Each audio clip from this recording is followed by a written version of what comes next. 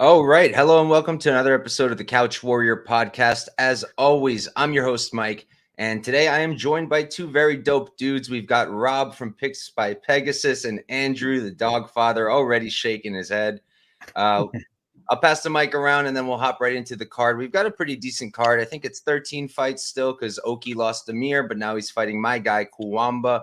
So we'll get into that one a little bit, even though none of us really got to tape it because it got announced like right now. But yeah, so Rob, what's up, brother? How are you doing and how are you feeling about this card? Good. Happy start of the year on the right path, for the first three cards. This card, was one of those ones you look at first and you're like, I don't like any of this for betting. I don't think anything good about it. Then you watch the tapes and I think we're going to probably see at least, 5 to 6 finishes. And I think it's going to be a pretty good card betting wise. Yeah, betting wise, we'll see, but it should be a fun card that I'm expecting. Andrew, Dogfather, what's up, brother? How you feeling about the card? How's it going? Yeah, the most fantastic, the best card you could have put me on. Can't wait.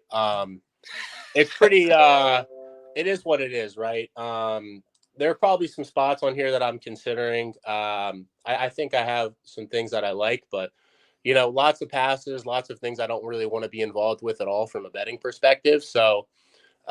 Just kind of trying to pick my spots. I'll probably keep it pretty quiet here. Yeah. Okay. So far I've only got a few bets, but we'll see what happens later in the week. But we can hop right into the cards. So our first fight up, we've got a bantamweight matchup between Daniel Marcos and Aoriqileng. Marcos 15-0, undefeated. He's going to be 30 years old, 5'7" with a 69-inch reach. Aoriqileng 25-11-0, 30 as well. Same height and the same reach. So, Rob, why don't you start us off? All right. I like this fight so far. The way I played it, I gave out Marcos in a parlay at -205. I think from a fight standpoint, he's got good teep kicks. He's good at striking from the outside. Good leg kicks. He works the bodies well. He's coming against this guy, Ihor, who, he's got pretty decent wrestling. I think he's very hittable.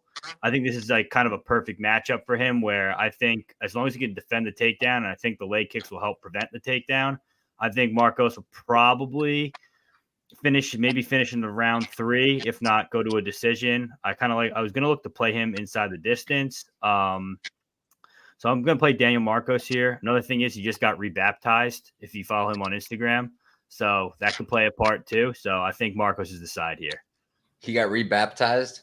Yeah. That's a new thing I've heard in handicapping. That's a first. Yep. Damn, dog. Look at you go. How about you, Andrew? I think the line's a little wide, personally.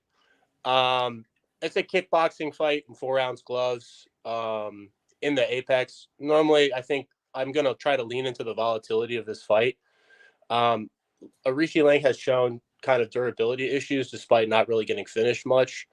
Also striking defense issues. He was rocked in the Molina fight, finished by Zahabi on a naked leg kick. I'm really not too high on Marcos just because we might get a tepid kickboxing pace, and I don't really know how he covers close to 70 to 75% here. I personally prefer the under at decent plus money. Largely because we don't really Marcos looks like a durable guy on tape. But with the level of competition, it's really hard for you to get a consistent read on it. I mean, with the Grant fight, he pretty much decided to give it away and go to decision and almost lose a split there. Aoriqileng's not going to let him do that. He's going to press the action and he's going to throw. I think he'll be ready for the leg kicks, being at fight ready. And I think we get a pretty rough and rugged fight where the under looks value. It might not cash, but I think there's some value there. I'm really not interested on a money line side. I might get off of the under or hedge slightly and then get on Aoriqileng if this money line does get up to probably plus 250 or even like to a 25% range where it's plus 300. But I do think Marcos is a little overvalued in the spot based on the level of competition. Steve is here tuning in for Andrew Tate. But yeah, I tend to agree with Andrew here. For me, like it's either dog or pass, and I'm leaning towards the fight doesn't go at plus money. Aoriqileng super hittable, so that's going to be there for Marcos. Marcos has a ton of weapons on the feet. Love the elbows, love everything he does. Just more output would be nice. I don't think he's spectacular though. He's also pretty hittable. Both guys are going to be throwing a lot of leg kicks. Aoriqileng also uses leg kicks. I think he's probably a little bit more susceptible to them because he's pretty flat-footed. But Marcos doesn't move a ton either. The way I see it is, like Andrew said, boxing match in 4-ounce gloves, kickboxing match. The thing is, though, another thing why I'm kind of leaning Aoriqileng and why I might even take the shot at plus 210 is the grappling. You know, he's not an amazing wrestler by any means, but he does have decent wrestling. He is training at Fight Ready. He's going to be training the grappling. He's going to have a good game plan. And Marcos, what was that? Brandon Lewis? Is that? Yeah, Brandon Lewis. He kicked the shit out of him. Pardon my French. But still got taken down though, which wasn't very great to see. So for me, you know, if Aoriqileng pulls up, he's using his forward pressure, not letting Marcos get off the clean kind of work he likes to do, mixing in takedowns. I think there might be quite a bit of value at plus 210. And then I'm probably going to end on the fight inside the distance as well because Marcos can finish Aoriqileng. And I wouldn't be shocked if Aoriqileng did the same. He hits hard as well. We haven't really seen Marcos in trouble yet, but first time for everything. Let's catch up real quick. EQ, good evening. Lucky Tim, pardon my French. You haven't even said anything. And we can move on. Next up, we've got Hyder Amil versus Fernie Garcia. Amil, 8-0, undefeated, 33 years old. You guys heard about my new 33-year-old project, right? I saw that tweet. I thought it was interesting for sure. I have a really weird thing where I feel like there's more 33-year-olds than anything else. So I'm now officially tracking it. And I'm also officially tracking it like ROI wise. I want to see something. But anyways, back to actual fight breakdowns. He's 5'10" with a 70-inch reach. Garcia 10-4-0, 31, 2 years younger. Going to be 3 inches shorter and have a 3-inch reach disadvantage. Andrew, why don't you start this one off? Yeah, I'll start with Fernie. He's a pretty solid fighter. The only issue is the output recently. And I feel like he has a lot of skills, solid durability, and, you know, the Nakamura fight, as green as Nakamura is, you know, he put Fernie in some really bad positions, and he showed some pretty high fight IQ and just IQ on the ground in general. However, that's not really a factor here. I mean, Amil will wrestle, but, you know, I feel like Garcia is gonna get put into a firefight here with Amil. He's going to bring the fight, and it's going to force Garcia to fight. Amil is normally, you know, a high output guy, and, you know, Garcia is going to be put into the fire where his durability probably should hold up, and Amil doesn't have the greatest gas tank, and he's a pretty, you know, negative EV fighter to bet on as a large favorite. There is probably value on Garcia here at the current line, but with the concerns of him moving up in the short notice, I wouldn't probably get to a Garcia bet. And I'm not super interested on Amil on the money line side as well, obviously because of, you know, just how he fights in general.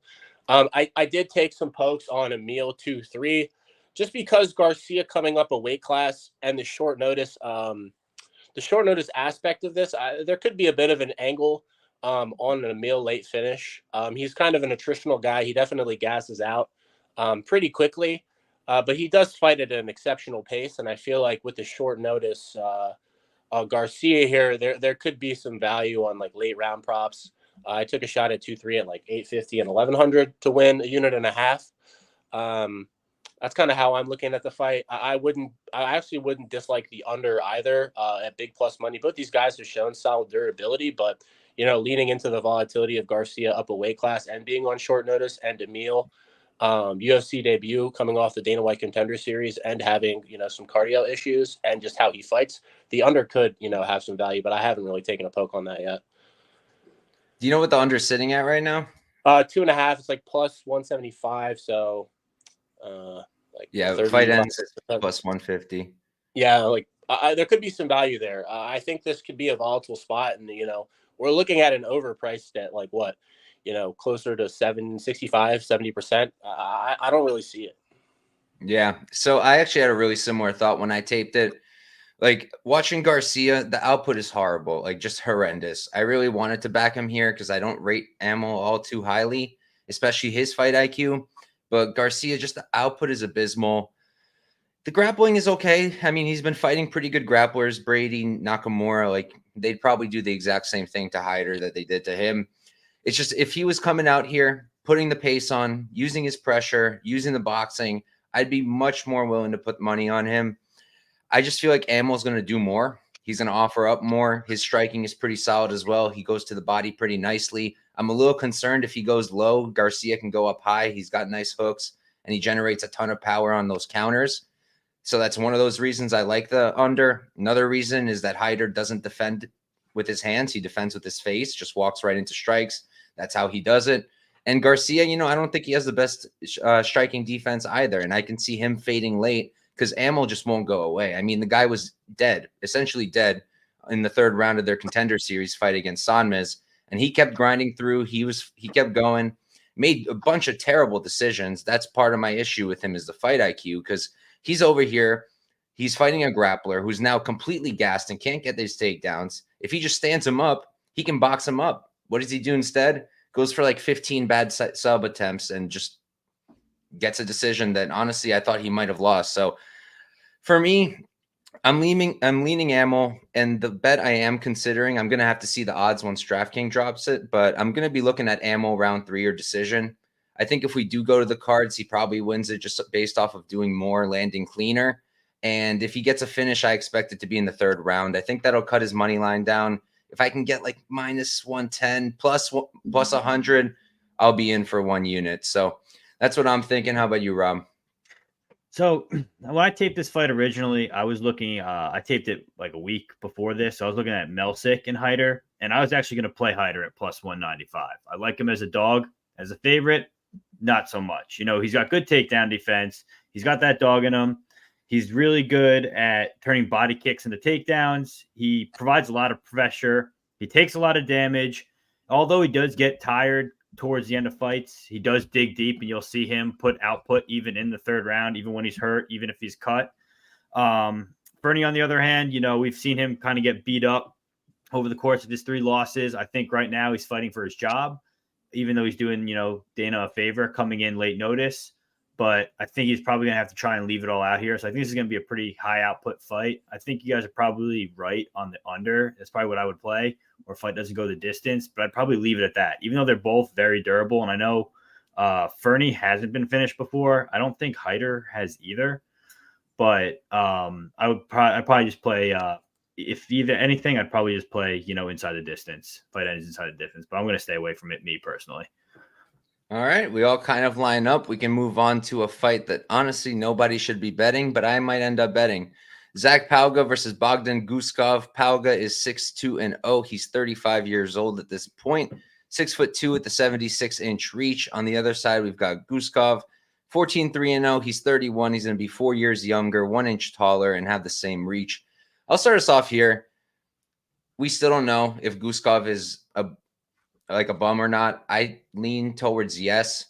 In the Oezdemir fight, I actually kind of thought his striking looked pretty decent. It looked all right, but the striking defense, hands down, don't like that. Defensive grappling, I mean, Oezdemir submitted him in 3 minutes? That was abysmal. He did nothing right, didn't defend anything well.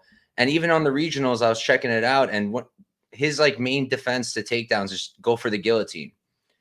And I don't think that's going to work on Pauga. I don't think he's going to choke him out with a ghillie. So if he doesn't knock Pauga out early, I don't expect him to have too much cardio, especially not how he fights. And Pauga, he was better than I remembered on tape. I remembered a guy who's just clinching up and just terrible. And he looked pretty good against my guy Modestas. I love Modestas, love backing him, love fading him when it's time. But Pauga probably won that fight, and I had money on Bukauskas. I still feel like Pauga won that fight. His striking is pretty good. I do think he can catch Guskov. And his wrestling is pretty solid too. I think he can get takedowns here. And if he's getting hurt on the feet, that's what he's got to do. And that's what I think he's going to do. And I think he can grind him out. I think he can finish him late. So at minus 120, it feels disgusting to me, but I'm pretty tempted because I do think about Pauga wins this fight as long as he's not finished in the first. How about you, Rob? So I actually was thinking the same thing. Pauga is one of those guys that I can't be on the right side of. You know, I played him versus Usman. He got knocked out. I played against him his next fight, and he won that one. But this one, I'm actually playing him again, and I actually think I love this spot. The reason is because he's got good experience. He's got good clinch work like we saw against Wright. He's got constant pressure against the fence. And if people go back until, you know, before he was in the UFC and you look at his amateur stuff, he was actually all wrestling based. He kind of grinded guys on the ground the whole time and wrestled. So that's still there. He didn't forget that. That's his roots, but he kind of fell in love with his hands like we saw against Modesta, where he actually clapped Modesta and knocked him down twice, once in the first, once in the second round. So, you know, I think his hands are live. This is a perfect spot for him. And, you know, you look at a guy like Guskov, he came in short notice and got a fight against Volkan, which is really tough to come into. You know, he's got heavy hands, as we've seen. You look at his tape, he finishes everyone inside the first round, but I don't believe he's been in a fight longer than 4 minutes. So there's a lot of question marks after that. And we know Pauga's got gas tank. He's got the cardio advantage. Guskov also holds his hands low. That's an issue for me too, because Pauga will swing heavy. His chin has looked suspect, Pauga, against Usman, but you got to remember that was a weight class up, and he's kind of looking better at 205. You look at Guskov's competition, past 3 fights, 4-2, 5-6-1, 4-1, 18-10. So he's not really fighting the highest competition on this regional scene that he's in. I'm not really impressed by the guy. I think this is a good spot to get a guy who has UFC experience at a reasonable price. Don't get me wrong. Not super happy about it. I put 1.35 units on him at minus 135. I'll probably add on if he gets closer to plus 100. Adding is crazy. How about you, Andrew? Yeah. You won't catch me anywhere near this fight at all. I mean, I don't really know what to think about Guskov. It's really impossible to get a read on him because of his level of competition. You know, I bet against him in his debut on Ozdemir at slight juice because, I mean, it's Volkan Ozdemir against in my opinion, a guy with absolutely, you know, no decent level of competition, and the one decent guy he faced, he got knocked out in like 2 minutes. The boxing practice on the plane didn't convince you? No, yeah, he's not TJ Dillashaw.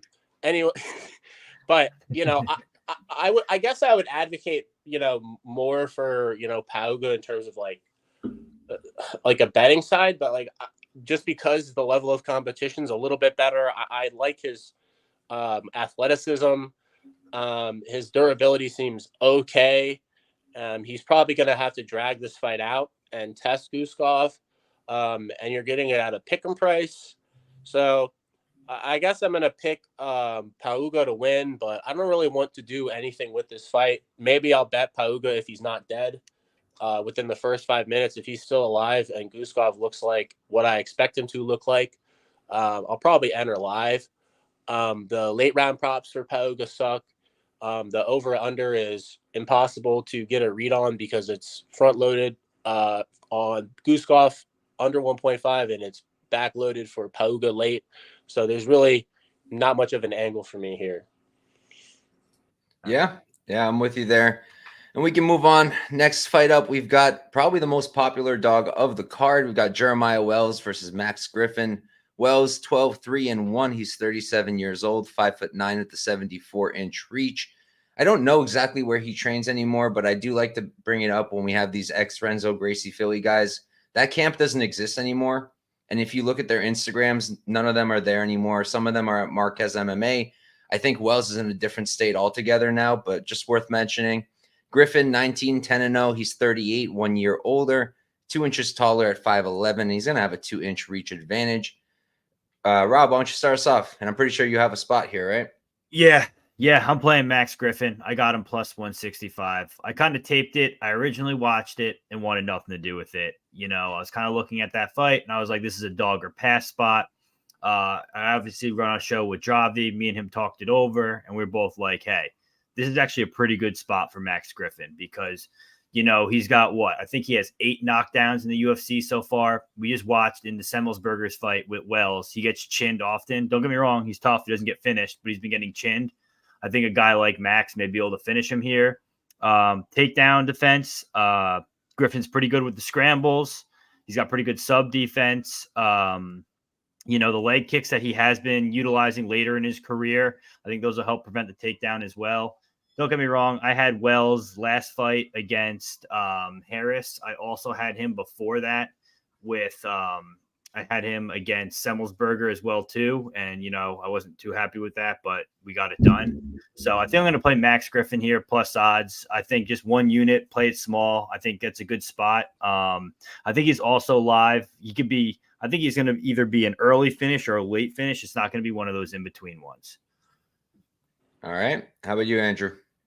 Yeah, I played Griffin as well at plus 150. Not really, super excited about playing public dogs this week. However, this feels like a spot that there could be some value on Griffin. I feel like Wells might be a little overvalued in the spot based on his wins. Court McGee got flatlined by Matt Brown, and he was coming off a long layoff.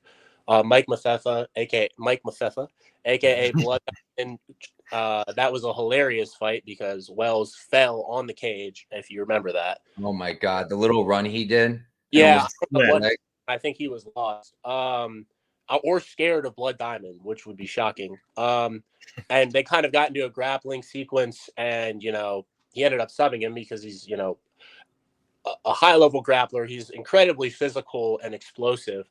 But it's hard for me to get an idea of how good his chain wrestling is because he just sort of blasts in from a very extended range. If you watch him fight, he kind of is way out of kickboxing range and will just kind of explode in with big hooks and get onto somebody's legs or their hips.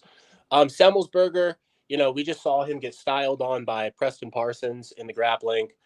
Carlson Harris, I'm not sure how good his takedown defense is. He went to life and death with Jared Gooden off the couch at 170. And Court McGee getting flatlined by Matt Brown. So I feel like he's probably overvalued in the spot just based on the context of his wins. And Griffin at 150 to me feels like there's some value. People are going to go back to the Tim Means fight where there was grappling and there was some takedowns scored by Means. But, Means is an underrated wrestler historically. And most of those takedowns came later. Griffin early in round 1 is the closest thing to God that anybody could think of. I mean, he pretty much drops everybody in the first round and then decides not to finish them and lose a split decision. So I'm very, I'm very aware that I could, realize Max Payne, betting on Max Payne Griffin here, but I think there's some value on Max, and I just don't know. If Wells gets him down, if he's going to hold him down, because Harris has shown, kind of the lack of takedown defense, and Semmelsberger can be grounded, all the time. So if I have a guy who's shown the ability to get up, he's shown solid takedown defense, I'm willing to take that shot because on the feet, Wells is wild and he could clip him, sure. But I'm just kind of fading that narrative because, Griffin's never been knocked out in the UFC outside of Colby Covington, which was an attritional finish. And that's Colby Covington. It was also his UFC debut. He's never been knocked out on the feet. So I'm willing to take the shot at plus 150. I feel like it's probably closer to a pick 'em here. And I'm just going to let it ride. Yeah, I really wanted to fade the public dog here. I did not want anything to do with it. And I love Max Griffin. I've backed him in 4 out of his last 5 fights, all of them except Michael Morales. I didn't want to back him there. But I backed him in all of his other ones. Probably should have cashed on the Neil Magny one too. And then I taped it. My gut reaction was I think Wells is going to knock him out in the first. The dude is just terrifying. And I know that Griffin hasn't been knocked out. But Wells hits like a train. He's extremely explosive, extremely athletic. Max Griffin is getting up there in age. He's 38. I know that Wells is 37, but there's a huge difference in mileage here. Max Griffin has 29 fights. He's taken a ton of damage. We all know eventually that shin cracks. Happened to Tony. I think it's going to happen to Max real soon, and Max Holloway, and might happen here to Max Griffin as well. What was that face, Andrew? You don't think Gaethje can knock out Max? Holloway is going to get, man, I don't know. That dude's made of. I hope not. I hope not. Max is my boy. I'm not betting that fight, but it might happen. So I don't think Wilson is that great. I mean, he made Matthew Semelsberger look like Francis Ngannou. So if we're talking about guys who might have some durability concerns here, it would probably be Wells just as much as Griffin. I mean, we just saw Griffin go 3 rounds with Michael Morales. So if you tell me Michael Morales and Wells, if you put them on a punching bag, I think it's pretty close. And Griffin hung in there pretty tough and made that a close fight. So, he did get hurt, though. He did get hurt. But he did, but he stuck in there, and he I'm pretty sure he won a round. Like, that was not a wash fight. The first, yeah. No, that was not a wash. And he did get cracked, yeah, but he didn't, get put out or anything like that. And, I feel like both of those two are pretty, I wouldn't say they're comparable. I feel like Wells definitely hits harder early, but, through over 3 rounds, I feel like, Morales has definitely got more pop through an extended period. Yeah. So, yeah, my point was originally, like, that's what I was thinking. I did play it a little bit, 0.2 units at plus 1,000 on the round 1 knockout. I just wouldn't be shocked. Like, I could totally see him come out there and just rock him with something crazy. But he's so wild, and he slows down like crazy. The takedowns are still pretty good. Like Andrew said, he is kind of shooting them from out of nowhere, but the strength, the athleticism seems to make up for it for the most part. He's pretty strong on top. And while a lot of wrestlers don't have great top control, the wrestlers with great jiu-jitsu do. And I do think his top control is pretty good. Max Griffin's got pretty good get-ups. He does have good takedown defense too. But one of the things that was holding me off of him is, like, when Griffin's uncomfortable, he starts to shoot. And I think Wells has really good takedown defense. It hasn't been tested maybe too much yet. But from what I've seen, the underhooks, just the way he just tosses it over, everything I want from takedown defense, underhooks, hand control, he's got it. And I think it's going to be a little hard for Griffin to get him down. But then I taped it more and more and more. And honestly, I could definitely see Griffin start to piece him the fuck up after the first round. He's really clean. I remember why I've loved to back him. The Ramiz Brahimov fight, the ear hanging off, I'll never forget that in my life. That was beautiful. He's got a ton of weapons, uses those elbows well. He mixes it all up well. And after the first round, if Wells does that thing where he's starting to look tired, pushes through it, but still looks tired, he's acting tired, I think Griffin will put it on him. So I'm probably going to end up putting a unit on Griffin. Going to be a worse line than you guys at plus 140 because I hesitated, but I honestly think it's still wide even at this point. So I'll do that, and then I'll have my little hedge on Jeremiah Wells knockout round 1. Can he win in another way? Of course he can. Maybe I'll lose both. But these are the 2 things I think are most likely. So I'll probably be joining you guys on Griffin. Awesome. Moving on to the bum fight of the week, we've got Devin Clark versus Marcin Prachnio. Devin Clark is 14-8-0. He's another 33-year-old fighter that I am tracking now. 6 feet tall with a 75-inch reach. Prachnio 16-7-0. He's 35, going to be 2 years older, 3 inches taller, 1 inch reach disadvantage though. Andrew, start this one off. Yeah, I guess I'll start with the Prachnio side. It's hard to see a path for him here outside of him doing this weird thing where he just makes guys stare at him. Like, we've seen Roundtree kind of just get frozen in front of him, and the same thing with William Knight. So would it surprise me if Devin Clark came out here and blew it? No, not at all. Would it surprise me if Devin Clark came out here and just stared at him for 3 rounds and lost a split decision? It would not. But it's hard to think that, Clark's just not going to do what Devin Clark does and push him against the fence, make this fight kind of grindy and dirty, and, try to get him to the mat and try to grind him up against the fence and win a pretty, clear but close 29-28 decision. At the money line side, I'm really not interested. On the total side, I guess the over feels fine, but at what's it at right now? Like 70%? Yeah, close to 70%. I'm really not interested because Prachnio has durability issues. We've seen it happen plenty of times. And, Clark doesn't have a ton of finishes, but he is pretty physical and he does hit pretty hard. But I'm not really interested in betting on this fight because I can't trust either guy, and I think the totals are accurate. So. Yeah, I'm with you. I can't get a good read here, and there's no way. Like Devin Clark should win. He should win this at a high clip, but I can't trust him to do that at this price. There's just no way. He's what, like minus 250 now, minus 220.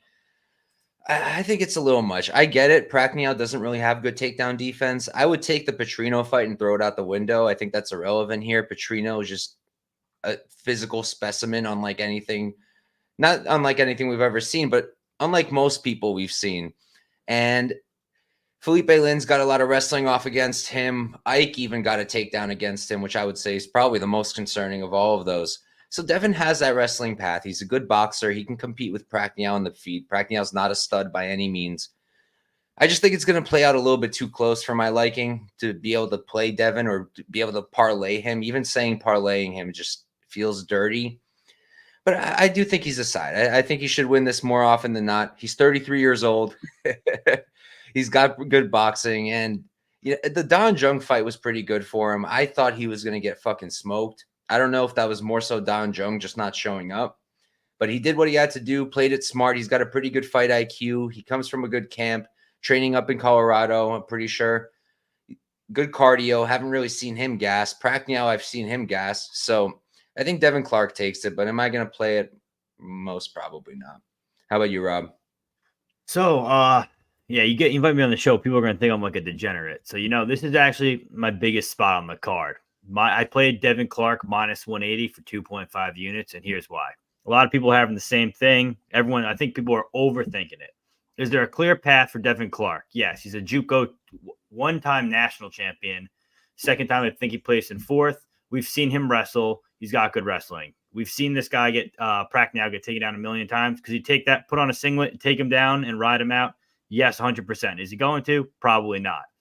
But then we see the guy Clark, the way he throws his overhand rights is the same way that we've seen Prachnio caught in the past against Sam Alvey. He actually got caught twice with it, and they were in back-to-back strikes. He actually just had Nchukwu hurt, and I was on Nchukwu for that fight, and, Nchukwu ended up getting that submission there. I think it was, just tall man wrestling. I don't see Prachnio doing that, and he's just going to cage push. I think it could be a little closer than minus 225. I probably wouldn't play it at these odds. I probably wouldn't parlay him either. But I think when I got him at minus 180, which was, on Sunday morning, I think that was the side. I think I love, like I said, he could win by decision. He could win by knockout, and he could win by, I don't think he's going to get a submission, but he can grind him out and take him down. He has multiple clear paths, and that's kind of like a green light for me. So I think I'm going to play him here minus 180. I think the books tried to scare people away from playing Clark by giving him such heavy odds. And I kind of love that spot. Yeah, can't hate on minus 180 too much. I'd probably be considering it too. But all right, we can move on. Next up, we've got Loma Lookboonme versus Bruna Brasil. Loma's 8-3-0, 28 years old. She's 5'1" with the 61-inch reach. Brazil 9-3-1. She's 30, going to be 2 years older, 5 inches taller, and have a 4-inch reach advantage. I'll start us off here. I took Bruna at plus 230. It was a pretty easy damn click for me, to be honest.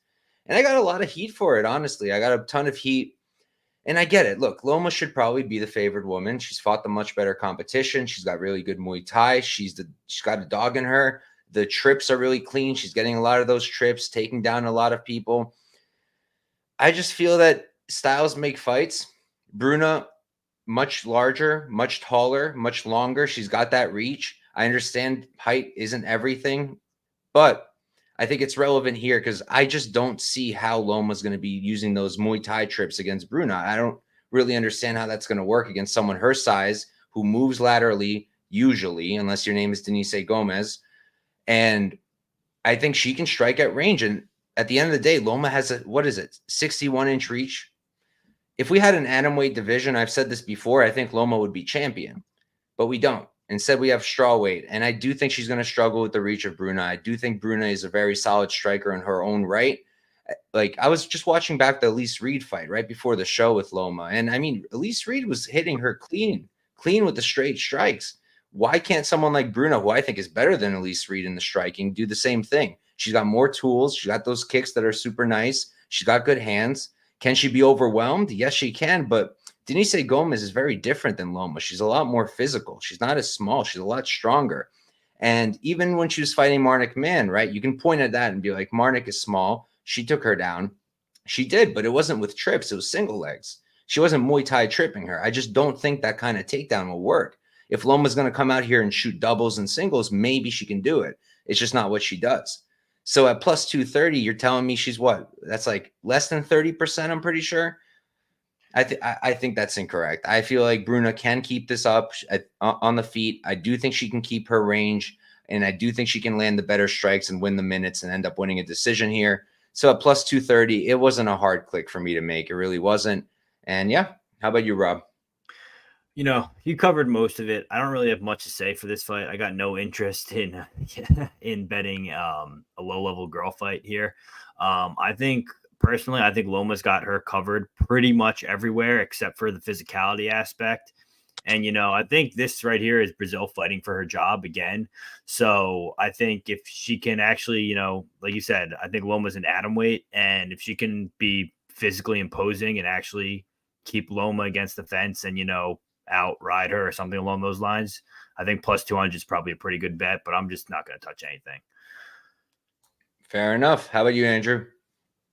Yeah, I originally went into this fight looking to back Loma, probably parlay her with somebody or just bet her straight at like minus 250, 260 range, because I thought like 80% could be, a possible outcome here, where, minus 400, I could probably get some value. But, when I went into retape, I honestly thought Brazil was a lot worse than I, intended on pre-tape.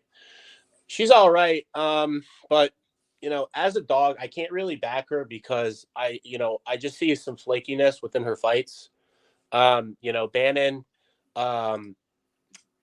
cracked her like way too many times. And even in the third round, like just kind of the look on her face, I just didn't like the optics from her. And she just kind of try to skirt the octagon and throw a couple kicks and throw a couple check hooks and doesn't really throw a jab. I was impressed by some of the takedowns in the Bannon fight at the end of round 2. She shot like a well-timed, low double, low single, got her head to the outside and got into side control, which was nice. In the Gomes fight, she got taken down in round 1 after getting cracked, went from closed guard to open guard and threatened an arm bar, like immediately near the end of the clock at round 1. And on her regional tape, she has some decent guillotine finishes and seems to be pretty decent in the grappling. She's able to get Bannon down a little bit with some outside trips along the fence. I do think, because there's not like a ton of tape on her grappling, it's hard for people to get a read on it. But I do think it's expected. I took a poke on the sub when BetOnline opened it at plus 1,200, like at about 7-8%. I think it's probably like, maybe closer to like 15%, like, or probably 700 to 750 range. Like, yeah, maybe closer to 15%, 600. But I took a poke on that, and with her flakiness and the possibility of there being some grappling upside with Brazil and Loma, still being very green in the grappling, getting reversed in a half guard by Elise Reed is a bad look. Losing round 1 to Elise Reed is a bad look. That leg lock attempt by Denise Gomes in their fight, where she literally looked like she had no idea what a heel hook was, like didn't kick off the kneecap, didn't try to pull her leg out, and pretty much just got her back taken standing. There's some things within the grappling transition that Loma, to me, just doesn't have a natural knack for, that I think Brazil might, because if you're snatching up guillotines on regionals and you're doing it pretty regularly, I see her shoot a really nice outside low single, doubles, like good trips, gets into half, and she's threatening from, guard with arm bars, like when the clock's running down, going from closed to open guard. I feel like there's some grappling acumen there that's not really baked into the subline, and it's not really baked into the under. I feel like the meme potential here is just insane for like either Brazil flaking, Brazil snatching up some meme sub, or Brazil getting cracked by just like just some random hook because she has no striking defense, it's pretty likely. I took a poke on the under when it was like plus 175. I feel like, maybe the under is valued to like, I don't know, 35%. They're probably valued to like 40% to me. There's not a huge edge on it, but like there's a likelihood this thing soars over and we just get a cage clinch fest. But with how these fighters fight, I just feel like there's some inherent volatility with what I'm seeing on tape, with just the green nature of Loma's grappling. And then Loma has shown some improvements in the grappling in the Reed fight. She hit a suplex and did the classic get the both hooks in back take, and she showed a nasty squeeze. She is pretty small and undersized, but she does seem very physical, especially in the clinch.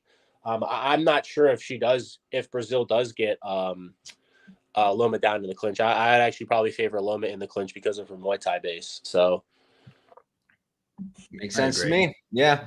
My only thing is like, yeah, Brazil's striking defense isn't that great, but Loma's knocked out one person, and I think that was like her third pro fight or her fourth pro fight. Her ground and pound is pretty nice though, and with how Brazil seems kind of to be flaky.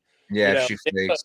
There's a likelihood she'd like pull some bullshit and like goes to get an armbar, and Loma passes into half or side control and just pounds her out with some elbows. Yep. I would not be shocked if Brazil flaked here. Yep, I could see it too. Last fight on her contract too, to get out, just find her way right out the door. I don't think she's on her last fight. I think this is her third fight on contract. Yeah, it's her third fight. This will be her third fight. So normally it's 4. So she'll have one more, especially coming off a win. So I don't think this will be her last one. I cannot agree with this, bro. I'm sorry. She's not just a taller girl, but okay. I think she has a better ground game, first of all, and I think she's got better range striking. But we went through all that. We can move on.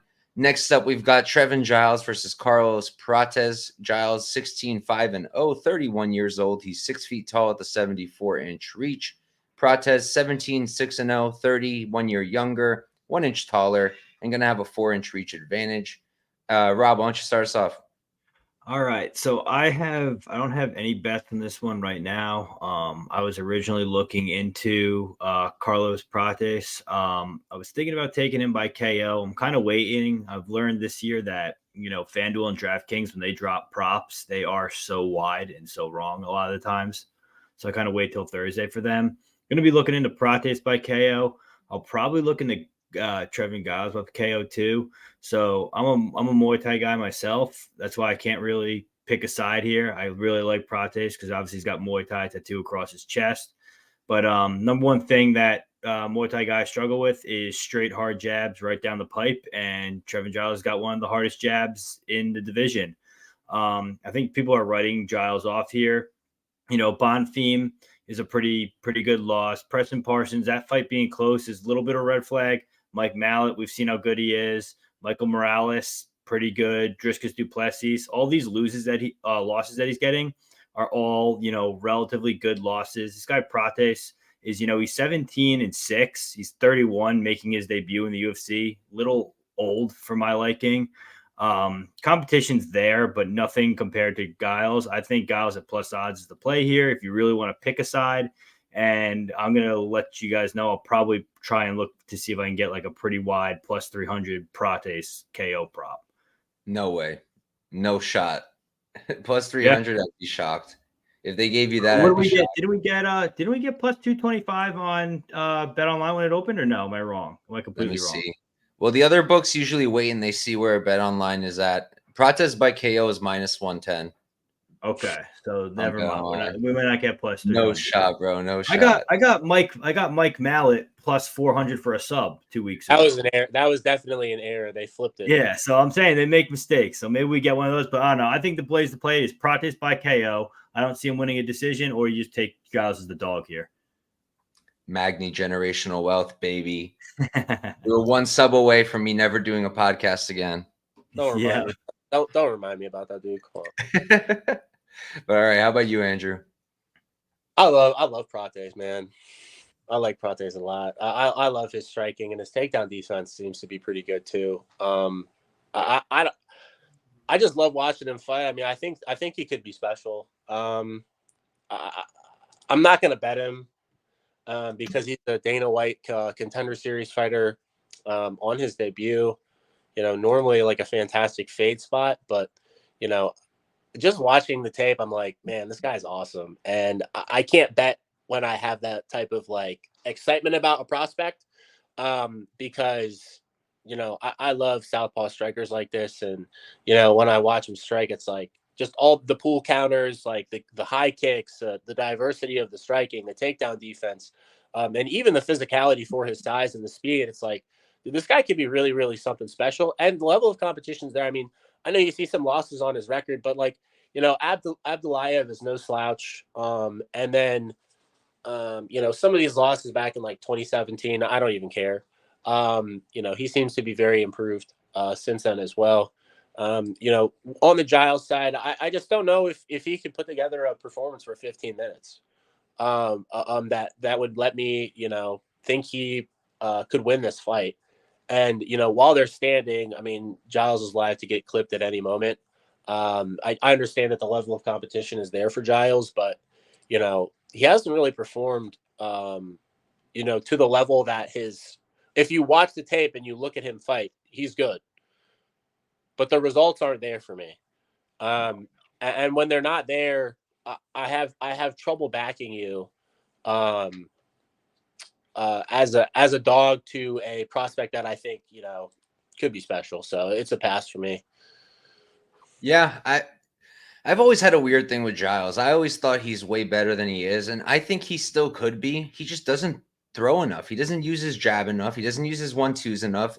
Like, his basics are so clean. His jab is so good, and he can grapple on top of that. His grappling is pretty underrated as well. And when I was looking at this, I wrote in my notes, I feel like Giles, he has a shot, like a path here. If he goes to the grappling, Prates can be taken down. Mitch Ramirez got him down, held him for only a minute, but Mitch is also tiny and not UFC caliber as much as I like Mitch.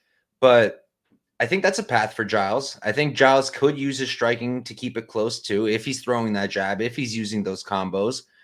But at the same time, Prates is way better than I remembered, bro. He's so good. I was watching his tape and I was just cheesing. I was like, yo, he's nice. He's nice.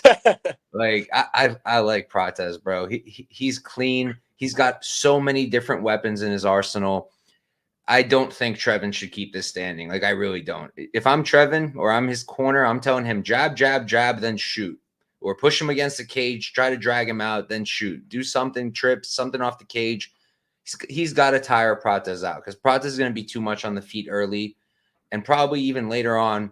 We don't have too much tape recently of Prates going to decision. From what I've seen, the later he goes, he looks all right. Doesn't really seem to be falling off a cliff or anything like that.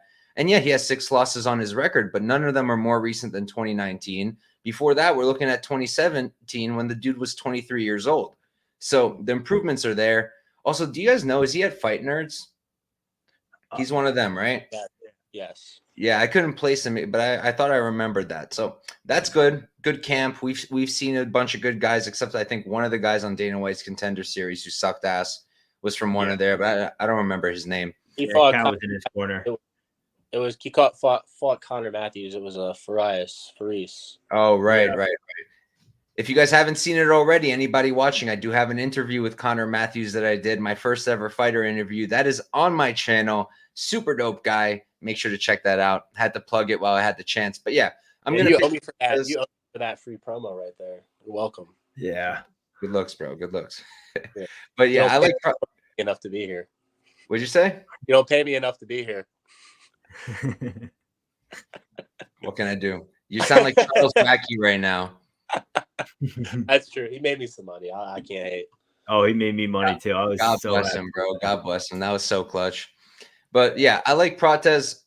Had I gotten minus 200 after I taped it, it wouldn't even be a question.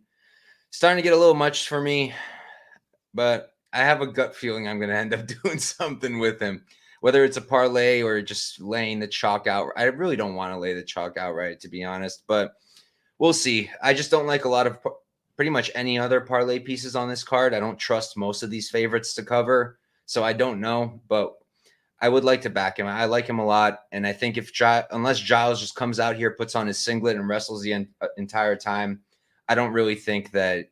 I think Prates wins this more often than not. Just Win Baby bringing up Oki versus Demir. I did skip them, and I did want to go over Oki versus. It's not going to be Demir anymore. I bet Oki makes it look easy. Oki makes it look easy. I bet Demir in the over on that one. Yeah, for that one, I didn't finish the tape because it came out that it was canceled right in the middle of it. I felt like the value was probably on Demir, but he's also 37 years old, so I don't know if I would have bet him. But now that Oki's fighting my guy Kuwamba, we'll see. We'll see, depending on the price. And I do have to tape it. Kuwamba's coming up to 55. I guess for me, like short on Oki, right? Like, I don't even really rate his wins. Like, I watched Dylan Salvador fight the other day in UAE Warriors, and it looks like he was fresh off the couch fighting a complete jobber. So I don't know how serious Salvador was taking that. And it's like, as soon as he got hit, he pretty much flaked. And then his other, decent win was this 13-0 guy, Nair Melikian. And if you watch back that fight, I mean, did you think he won? Yeah, he won. But like, if I told you, hey, this guy's minus 300 in the UFC, like 75%, you'd be like, who the fuck is betting this? So to me, like, Demir was the clear side in that fight. Kuwamba will be the clear side for me. I think Oki is fine. He has a lot of athletic gifts, but outside of that, I don't see a ton of skill. And I don't see a ton of like room for improvement within the short time span that we did have off the Contender Series. It was clear to me, Demir for me. I don't care if he's coming off the knee injury. He's a serviceable UFC level veteran with poor takedown defense, but I didn't really rate Oki's wrestling on tape either. So it was Demir for me all day, and I was going to take the over as well. He's pretty durable. Oki only had one fight where he was really wrestling. I mean, I think he wrestled for like 2 out of the 3 rounds in that one fight. So but we don't even know how serviceable that guy was. This Melikian guy, yeah, he got like 2 takedowns. And I think he had like a decent amount, like 8 minutes worth of control time there. And I mean, he looked like he knew what he was doing to stay on top. He's just one of those French kickboxers. This 13-0 guy, I don't think he has a win over anybody that doesn't have like an 0-0 record, except like one. So I don't know. Like if I watch that tape and I'm like, man, look at this 13-0 guy. I'm like, who? Yeah, he was landing a lot in that fight. Yeah, the only way I was playing that to cover against Demir, to cover minus 300, he'd have to come in and look like Diakese did or Giagos did, and I just don't think he was going to. Yeah, I think the only way I was playing was Oki by KO, just because everyone knows Demir hasn't been finished. The over was relatively chalked, and it kind of looked like everyone was thinking it was going to be a decision fight. I think I would have just played if we got a good number on the KO line. That's probably how I would have played it. Younger guy, a lot of power, a lot of athleticism. I think you probably could have finished the older guy. That's how I kind of saw it, but that was my only angle on it. That just made me realize, they probably knew this was canceled a while ago because they didn't drop any props for that one. They dropped everything. Yeah, exactly. They didn't. I saw some guy on Twitter also put out the if you were to try and put together the daily fantasy, that fight said postponed like earlier this morning or something like that. Yeah, that was today. I don't know. All right, we can move on. We can move on to a fight that is happening. This is a rebooked fight. We've got Rodolfo Vieira versus Armen Petrosyan. Vieira 9-2-0. He's 34 years old, 6 feet tall with a 73-inch reach. Petrosyan 8-2-0. He's going to be 33, another 33-year-old. 6'3". He's 3 inches taller. Going to have a 2-inch reach disadvantage. Andrew, I think it's your turn, so start us off. Yeah, I originally bet Petrosyan the first time around at like plus 120. Me too. And as soon as the line came in, I retaped and I was like, oh my gosh, he's going to get subbed in under 1.5. Because I don't even know if I've seen him sprawl on tape. Like, nope. It's shocking that I don't know if this guy knows how to sprawl. Like, the takedown defense to Bahio is poor. Even on his regional tape, it's poor. And that's really the angle for Rodolfo bet here. Petrosyan, though, a very skilled kickboxer. He's very light on his feet and bouncy. He uses an array of weapons, works the body pretty well, and he's a tricky striker. He counters well, and he's he's not even really a point striker. I mean, he does fight, on the outside and skirts the octagon side, but he does have some pop when he decides to let it go. Although at the UFC level, he's chosen to to pretty much point fight with any of these high level guys. And so I'm not really interested at backing, guys like this who have poor takedown defense in a pick'em fight to a dude like Rodolfo Vieira, who is the closest thing to a boa constrictor that we probably have in the UFC at this point. I'm interested in backing Rodolfo here, largely because, the takedown defense and the get-ups, they're very concerning for Petrosyan. And, Rodolfo may get picked apart on the feet, but I think he has all the big favorite upside here. Rodolfo's cardio is not as bad as the market seems to think it is. Really, it's just he got Anthony Fluffy Hernandez in his debut. He got the Anthony Hernandez experience in his debut, and he pretty much just got wilted and broken. And if you listen to his interviews, he pretty much said, like, I wasn't ready for that. And the worst guy to get on your debut for a UFC debut would have to be Anthony Hernandez. Like, he just smoked his ass. 100%. And, he's looked pretty good since then. I know the Brundage fight, like, he was getting knocked around the octagon, but, it showed me that he has solid durability and he's not flaky like we saw in the Hernandez fight. This dude, like, stayed in half guard with his head tucked and was just eating Cody Brundage round one elbows and, hammer fists to his head. And the Curtis fight as well. I mean, he was getting his body ripped up all fight. And he stayed in the fight, and he made it, like, somewhat competitive on the feet when he couldn't get Curtis down. I want to back Rodolfo here because he does have the big favorite upside, and there is a more clear path for him here. I do think Petrosyan will definitely win the striking exchanges. However, it's not as clear as I think the market thinks it is. I mean, Rodolfo will probably improve his his striking, and in the Curtis fight, he was just landing like 1-2s all day. And Petrosyan's striking is pretty, solid and technical, but it is also pretty basic. Like, he's not doing anything crazy. He's just solid basics, great footwork, good feints, and he moves around the octagon well and has, he's a very solid technical striker. But I don't think the striking's, worlds apart. I mean, I'd probably be like, 65-35. Petrosyan on the feet, maybe 60-40.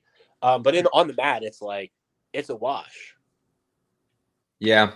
I have a similar take. Like, I was also on Petrosyan the first time out, and I think I got saved. Honestly, I think I got saved there. Here, yeah. Am I going to bet either side? Probably not, but I might get there. Going to look at this one a little bit more. If I do, it's going to be Vieira. All the grappling upside, like Andrew mentioned, really high level jiu-jitsu. The wrestling is there. It's good. He's got good wrestling. It's not like he's one of these jiu-jitsu guys who has to just drop down onto the floor, pull guard. I think he can actually shoot takedowns and get them. Petrosyan's takedown defense, it's pretty good. But for a guy who's had to face takedowns literally his entire career, like, no matter how far back you go, everyone is trying to take this guy down. And it hasn't improved like a tremendous amount. It's just a little bit better. His get-up game is good, though. Get-ups are good. Sub defense is pretty good. Definitely the better striker at range. He's probably going to land better, going to land cleaner, nicer. But Vieira's not a bad boxer either. I think his striking's pretty decent. I mean, being in a close striking match with Dustin Stoltz, who's probably not the best thing, but Dustin, my guy, just pulled it off not too long ago. Let's go. So, yeah, I just feel that Petrosyan, he's going to have to fight perfect here to win this fight. He's going to have to fight completely perfect, defend the takedowns, keep your range. If you get taken down, get back up. And Vieira's just he's next level with the jiu-jitsu. I know Gregory Rodrigues couldn't get the subs, and he's also a high-level practitioner, but he's also an idiot. We're going to talk about him soon. And he just doesn't do what he's supposed to do half the time, so can't give too much credit there. Barrio didn't sub him, but he controlled him, got that decision. I don't want to back a striker knowing that he has a deficiency on the ground against someone like Vieira. And I also don't think that Vieira's cardio is really bad at all because, yes, he got drowned by Fluffy. But then what happened? He fought Chris Curtis and shot like 24 takedowns, didn't get a single one for 3 rounds and still kept going, still kept striking. The striking numbers were similar. It wasn't like Curtis outstruck him 90-10 strikes. It was very close. So I think the cardio's there. And I think the Stoltz whose finish was late too, if I'm not mistaken. I think it was round 1, right? I mean, round 3, right? Yeah, he took his back along the cage, like standing, and choked him out. It was pretty cool. Pretty nice finish. Oh, that back take was crazy. Yeah. Yeah, it was slick. It was slick. Standing back take on round 3 when they're like slick too and sweaty. It's like, this guy's it was pretty sick. Yeah. So this is one I need to look at a little bit more. There's a few on my list that I want to go back to, but I'm gonna lean Vieira for now. No play for me yet, though. How about you, Rob? So me 3 on the whole. We all played him at plus 120. It came to fight day, and that was the only bet I'm like, damn, I probably wish I didn't take this bet. So I did the same thing. I took the odds before I did the tape. I looked back and I was like, fuck, this guy's the black belt killer. I know how slick he is on the ground. This guy gets taken down, and there's a difference where he's got good get-up game. He's got good submission defense, but he's never went against a guy whose submission game is as strong as Rodolfo. Rodolfo plays it a little different. Like if you saw with the Brawlho fight, when Brawlho gets your back, he's kind of a position over submission guy. Rodolfo's a guy who's going to set up traps. He's going to put you somewhere where you think you can get up, put your arm out to extend, and then he's going to grab that arm. So I think there's 2 ways to play this fight. If you want to play the Petrosyan side, I think you play him by points plus 300. You also go wait for one of the other books to come out. You'll probably get better odds. Or you probably play Vieira by sub. Maybe you play Vieira by points. I think he is – where is that line? Plus 500. Yeah, that's not bad either. I think you play it those 2 ways. I would stay away from this money line. It's kind of one of those things where the line closed here and they opened it up right exactly at the same line where it closed. So that means the book has it exactly where they want it. They want you to pick a side. And I want now going back at it a second time, no interest in it. Maybe I'll play the props if they get out of line on one of the other books, but I'm going to pass here. All right. Yeah, I think I probably line Rodolfo close to like 60 to 65%. Like I think you should be playing him then. Yeah, I'm just waiting. Like this line's not going anywhere, right? So no, I might be able to catch some late money on Petrosyan, where it's like closer to pick, or maybe I get something even like around plus 100. I doubt it gets there, but this line's not going anywhere, right? So I'm not in a rush. I'll bring this even closer for you guys. So I like looking at, I do obviously sports betting on other sports. I like looking at the numbers, whether it be handle and bet percentage. Rodolfo Vieira right now is getting 29% of the bets, but 50% of the money. And Petrosyan is getting 71% of the bets and 51% of the money. So everyone's betting Petrosyan here. And the line isn't really reflecting that as of right now. So I think probably Rodolfo is the play if you're going to play the money line, honestly. Yeah, can't put everything into splits, but it's a data point to consider. Yeah, Gilbert was minus 200 last week. So but he's allergic to left hooks. I put that in writing in my Telegram. Free plug. I put that in writing. Allergic to left hooks. Going to finish him with the left hook. I think he hit him with the left hook twice in a row to put him out. So it was kind of written in the stars in that one. And then he went on to give another terrible interview. That was base. That was base as hell, dude. Buffalo is base, dude. Don't even. Yeah, and then even afterwards, even his post-fight press conference was even weird too. It was like uncomfortable. No, that was awesome. It was like, you better pay me. I'm not going to talk. I think they misunderstood him. I don't even think that's what he was saying. Like I listened to it and I was like, that's not what he said. I think he didn't give a pause. Asked him about who he wants to fight next or something. And that's when he said the money thing. He was like, the money has to be there. I got to get paid.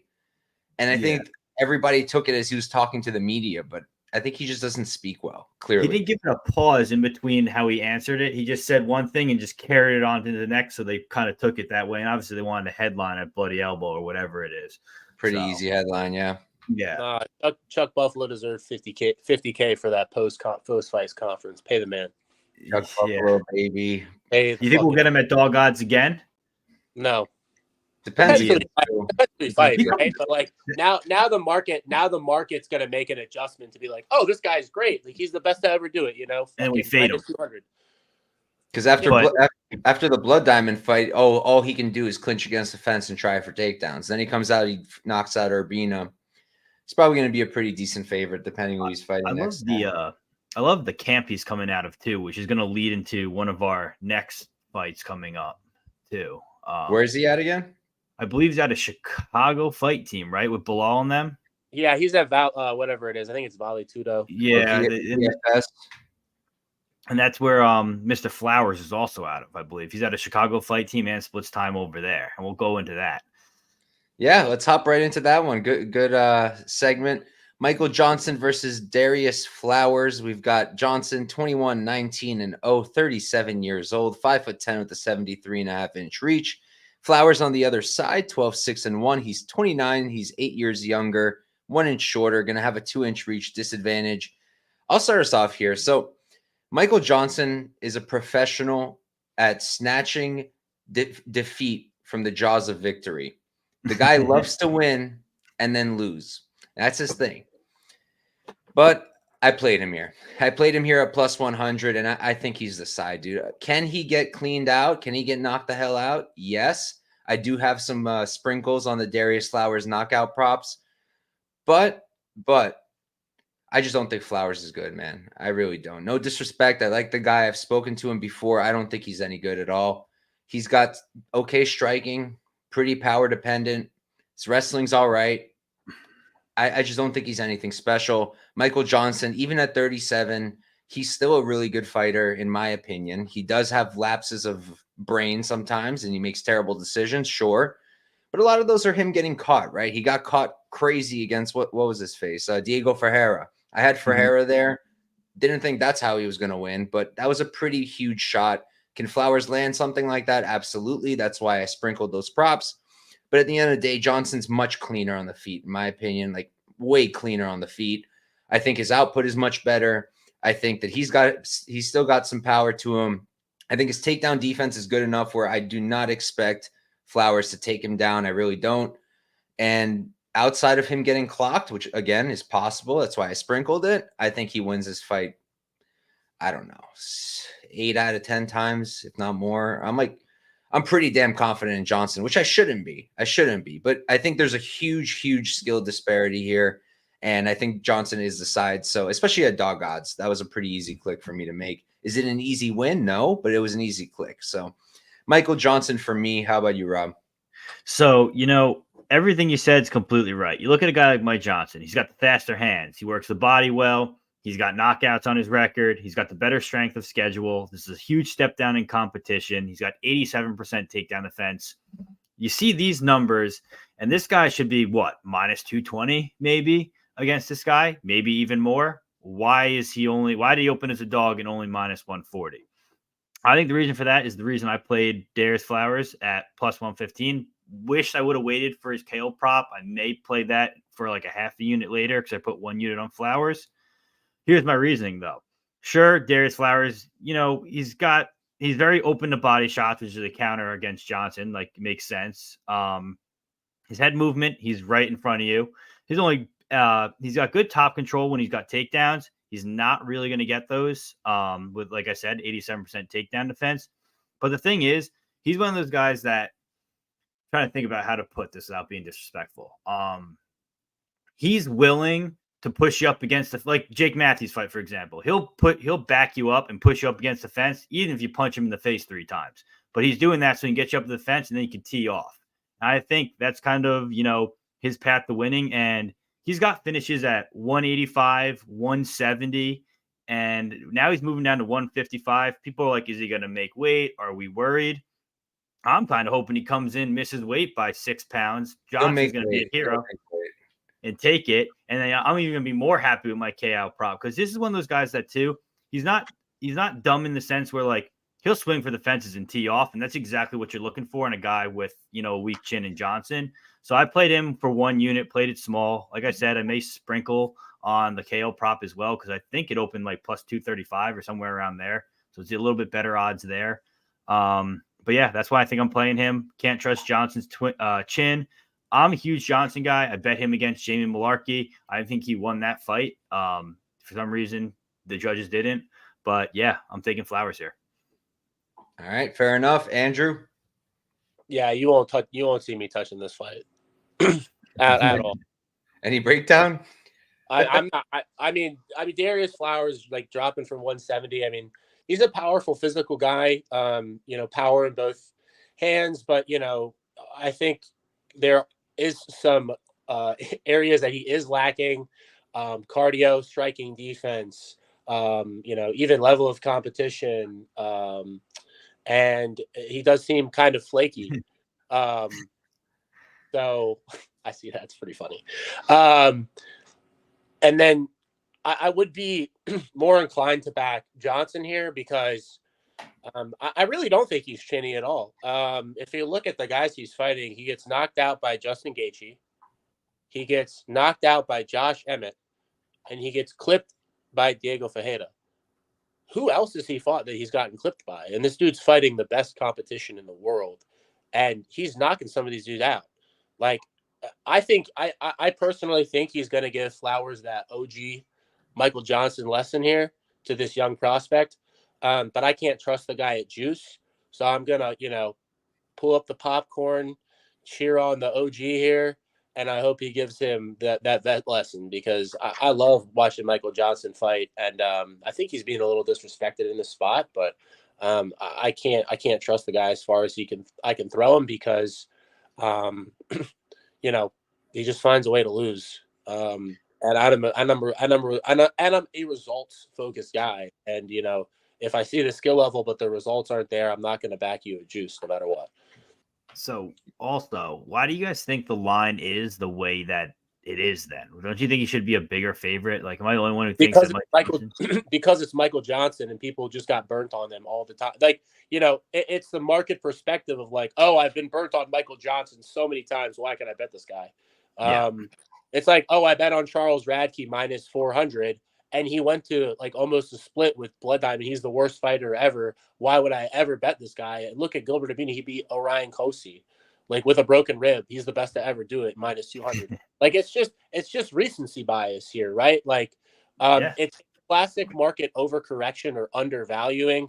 Like a fighter who, if you look at it skill for skill, Johnson's clearly the better fighter, much higher level of competition, much more proven track record.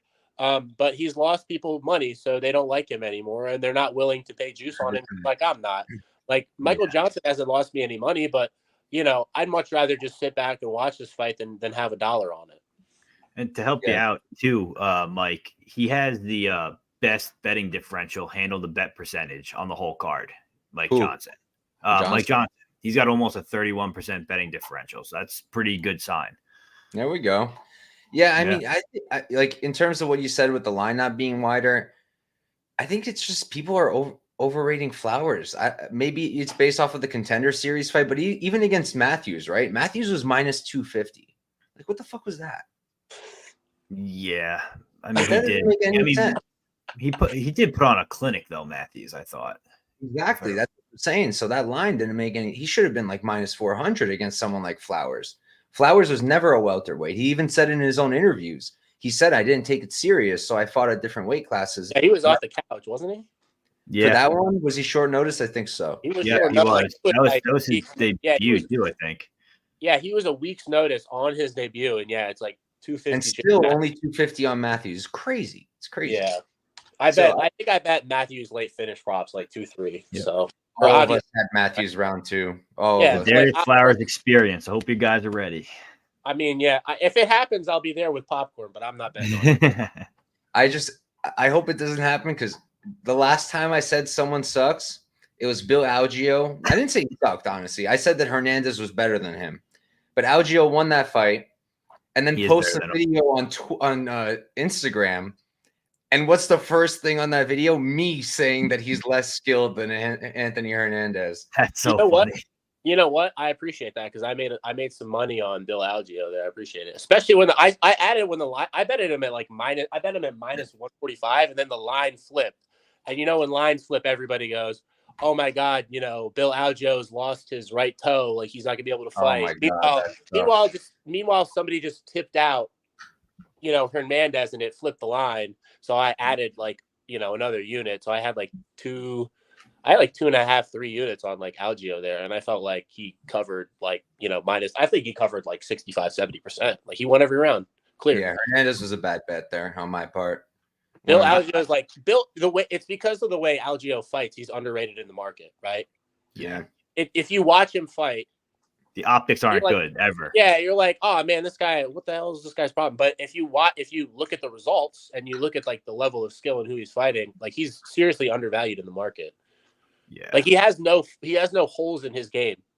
Like he really doesn't. He's pretty hittable. Yeah, but he rolls with everything.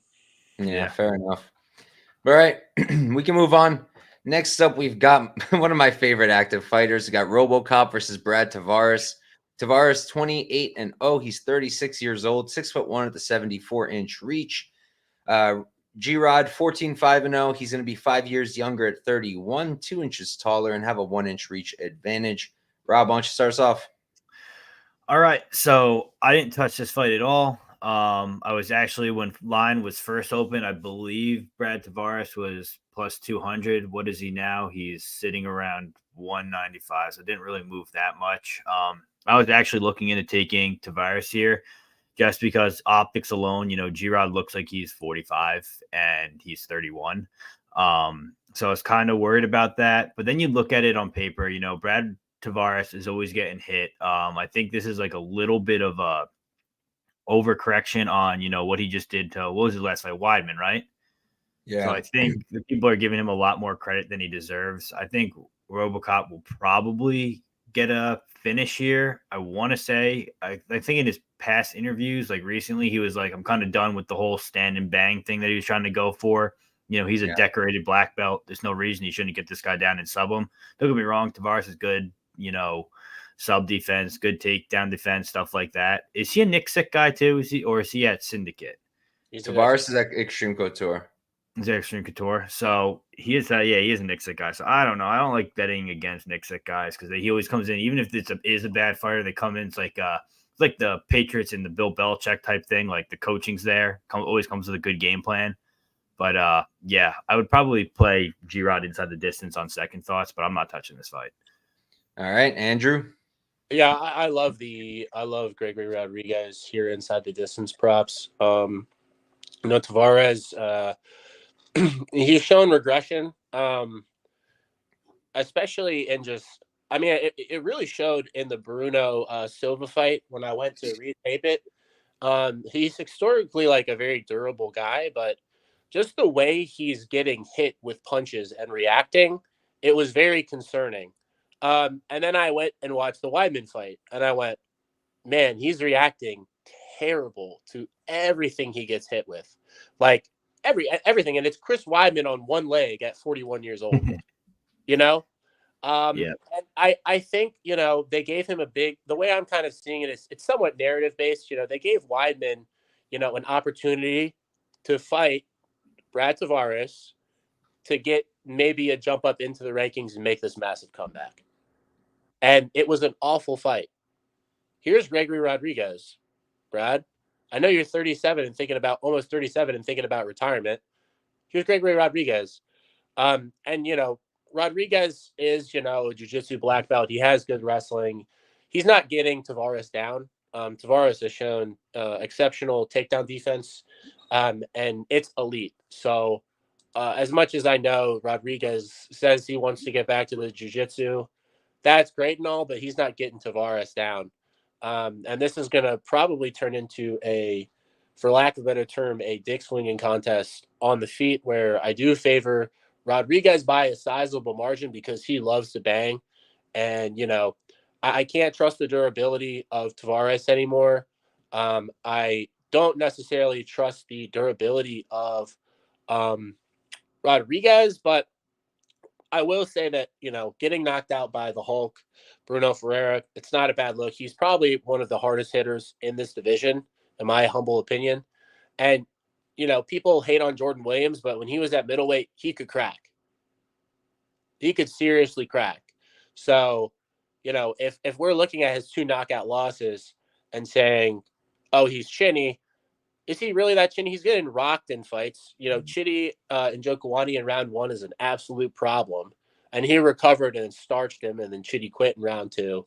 And then he got rocked in the Park fight. That was so sick. That sequence was so sick. Yeah, but he recovered well, right? And then came back like he did the same thing in the Chitty fight, and made it through. I mean, we saw Chitty flatline MAB in round 1, and he rocked Olendzejczyk in round 1 as well, and almost put him out too. So if he can survive Chitty round 1 and Park, early getting rocked, who does have heavy hands, I think it's more so just his fighting style kind of leans into the volatility, right? And if you're at middleweight, right, you're going to get clipped at some point. And I don't think his shin is necessarily like the worst thing in the world. I do have the durability concerns because of his fighting style. But I do favor him to win this fight inside the distance, largely because of things that are already said with just kind of how Brad's, taking punches, him considering retirement. I don't really rate Extreme Couture in terms of improving guys' development, especially late in their career. We've seen it many of times, like, young fighters don't really make that many, sizable improvements there. Like Chris Curtis is the same fighter. Sean Strickland is the same fighter with marginal improvements. He made more improvements probably going to train with Alex Pereira, Casey O'Neill. Yep. There's several to name where these fighters are not making improvements. And I don't really rate Extreme Couture for, fighter development. I feel like a lot of it's done on their own terms. And Brad hasn't really shown improvements in several years. I like the under here. It's plus under 2.5. It's plus 110. Gregory Rodrigues inside the distance is plus 150. I think, there's like a 7 to 8% edge on just like, playing the under here. Gregory gets his work normally done in round 1 and round 2. I see that hitting at a pretty, favorable clip, like probably better than 55%. So I took a stab on the under. And, the under will cover, Gregory, somehow getting clipped or like some meme finish happening here.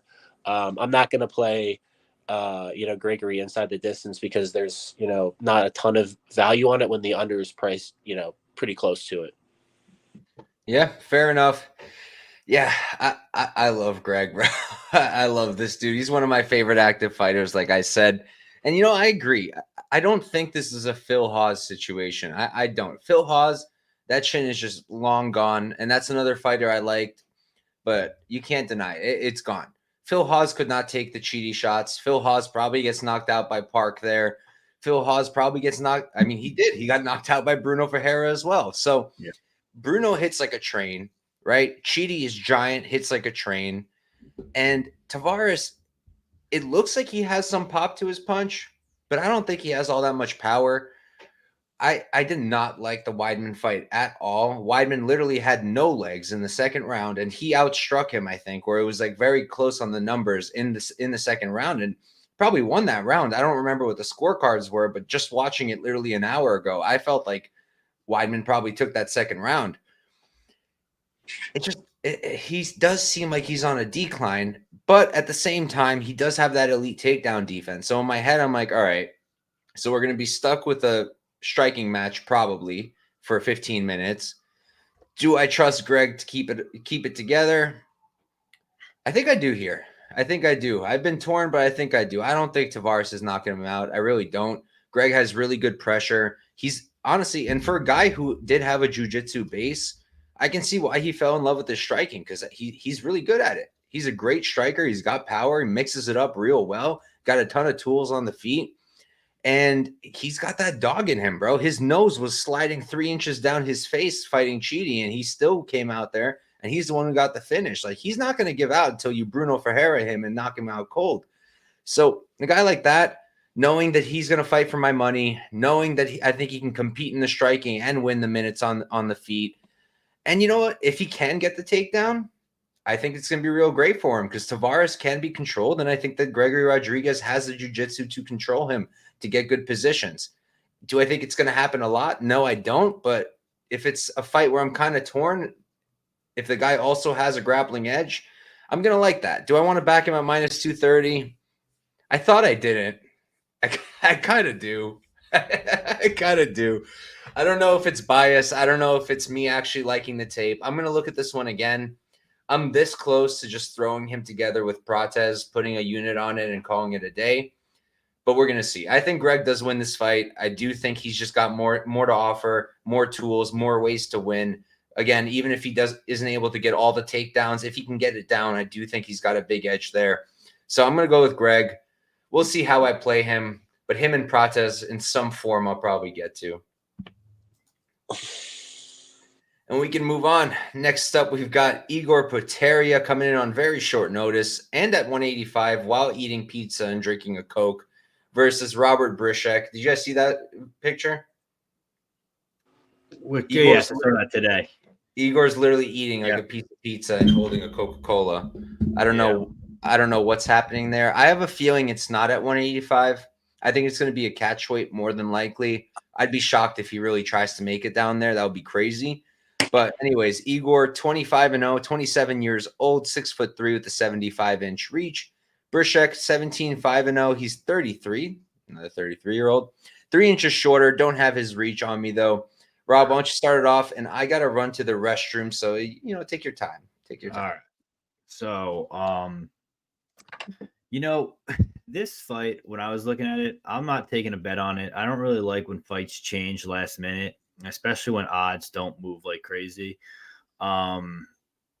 This guy, the Polish guy, Rob, I mean, he went from having a pretty shaky career early on, not looking that great, to all of a sudden, rattling off 5 first-round knockouts in a row. So something changed. I don't know if it's the level of competition. I don't know if it's the special juice over in Poland or what it is.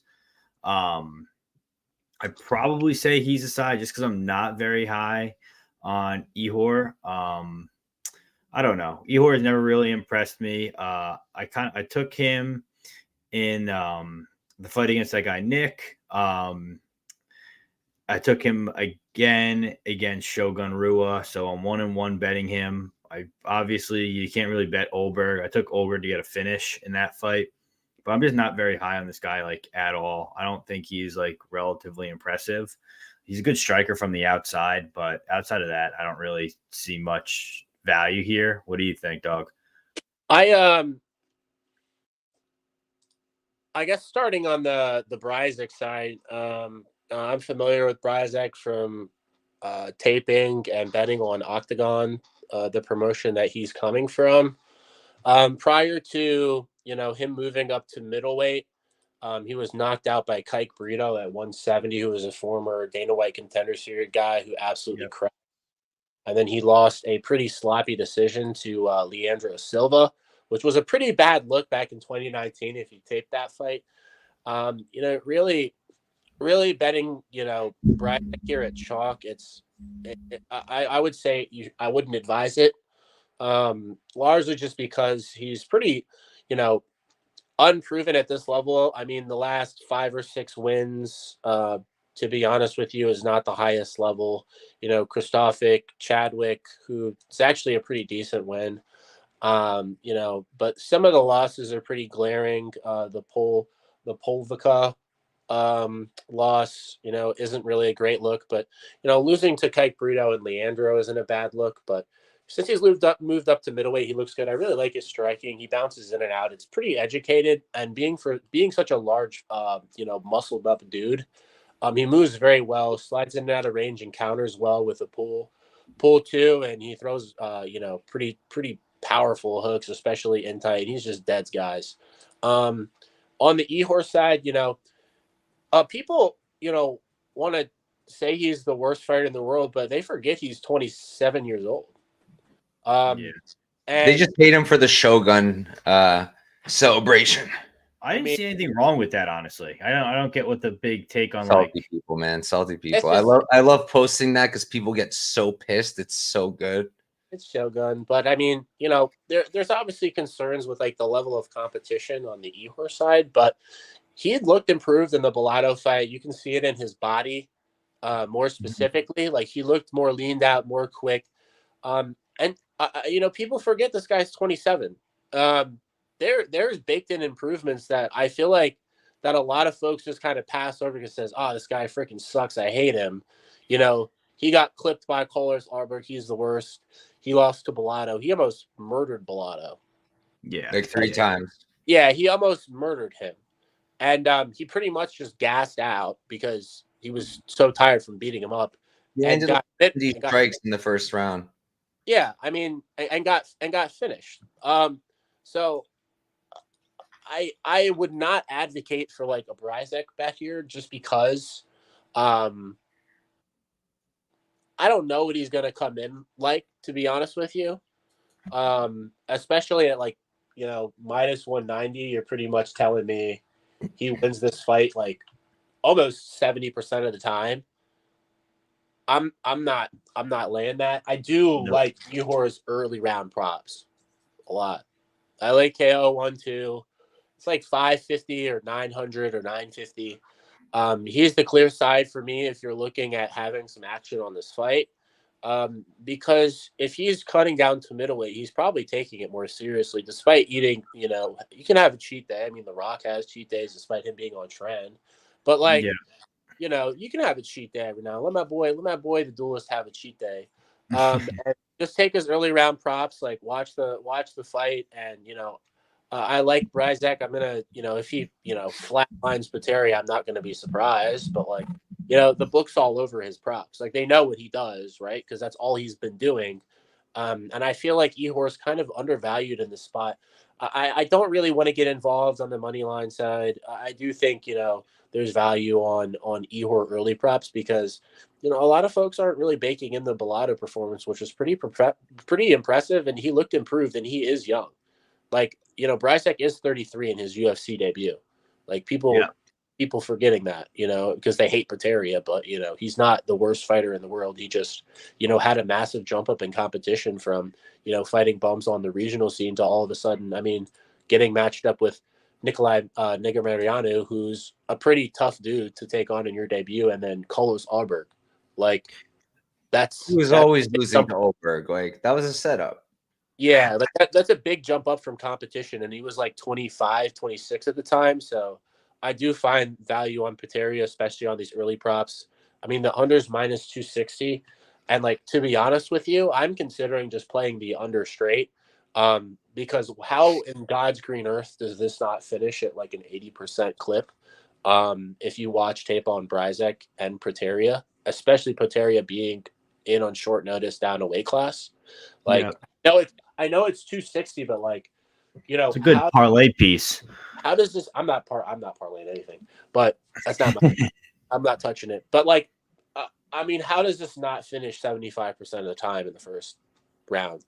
Did anyone look into? Did anyone tape the Sadibau Sai fight for the Polish guy? Wasn't that like 2014 or something? Probably. Oh yeah, I don't care. I don't go that far. Yeah, I try not to either, but my co-host busts my balls about why he watched that guy Dravi. He watches like every single fight that the ever fighter has. So I'm like, you don't learn anything. Like 24 years ago, you can't possibly actually pull anything useful from that unless they haven't fought since. I usually try and do 3 fights, and if I'm still at question, I'll maybe go 5 fights back. But outside of that, like I try and stay within that window. For me personally, I try to target deficiencies. So me too. And clear paths to victory. So most of the times, like especially for UFC, I kind of already have a read on, you know, where a fighter's deficiency is and how X fighter was able to exploit that in, you know, a certain fight, and it gives me a better perspective on like, you know, paths to victory, which is really what I care about when I'm taping. Yeah, I also do something like that. Like for Bryczek, when I was doing this, I wanted to know if he had any wrestling. So I went pretty far back. Doesn't really have any wrestling, right? No, he kind of got murked. He kind of got murked on the mat. He got murked everywhere. With Silva. Yeah, Silva controlled him easily and beat the shit out of him. Yeah, but I mean, Leandro Silva's good, so. Yeah, he's weirdly good. He's still pulling it off. 2 wins in a row recently. But yeah, for me, I lean Ihor here, honestly. I really do. He's going to have the size edge. I am concerned about this weight cut, but I'm also not convinced that this is going to be at middleweight. I'm not going to be playing the money line until I see what's up with the weight class. And I also think people are going to just blind parlay Bryczek all day. So I'm going to let them do that because everybody thinks Ihor is the worst for some reason. I was super impressed in the Bellato fight. The dude's hands looked so fast. Like his hands are so fast and everything was clean. He did overswing a few times, but he was striking real clean. In the second round, he still had it. That's when he almost killed Bellato. And, he's got 7 subs on his record. Nothing really, he's not coming out here shooting takedowns, but at least he's got another path. I saw him hit a nice triangle on the regionals. That was interesting to say the least. But I don't trust his takedown defense much, Ihor. And that's why I went to go check out if Bryczek could wrestle or not. And I don't think he can, or I don't think he will. So I'm not worried about that. And now you're giving me a guy who's a 205er. We'll see what weight class this is at, but he's coming down apparently.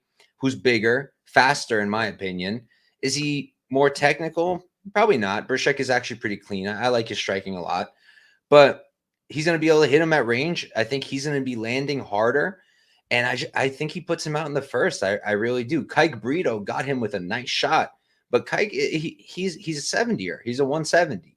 And he's big, he's tall, but he's not like this jacked dude. He just caught him clean.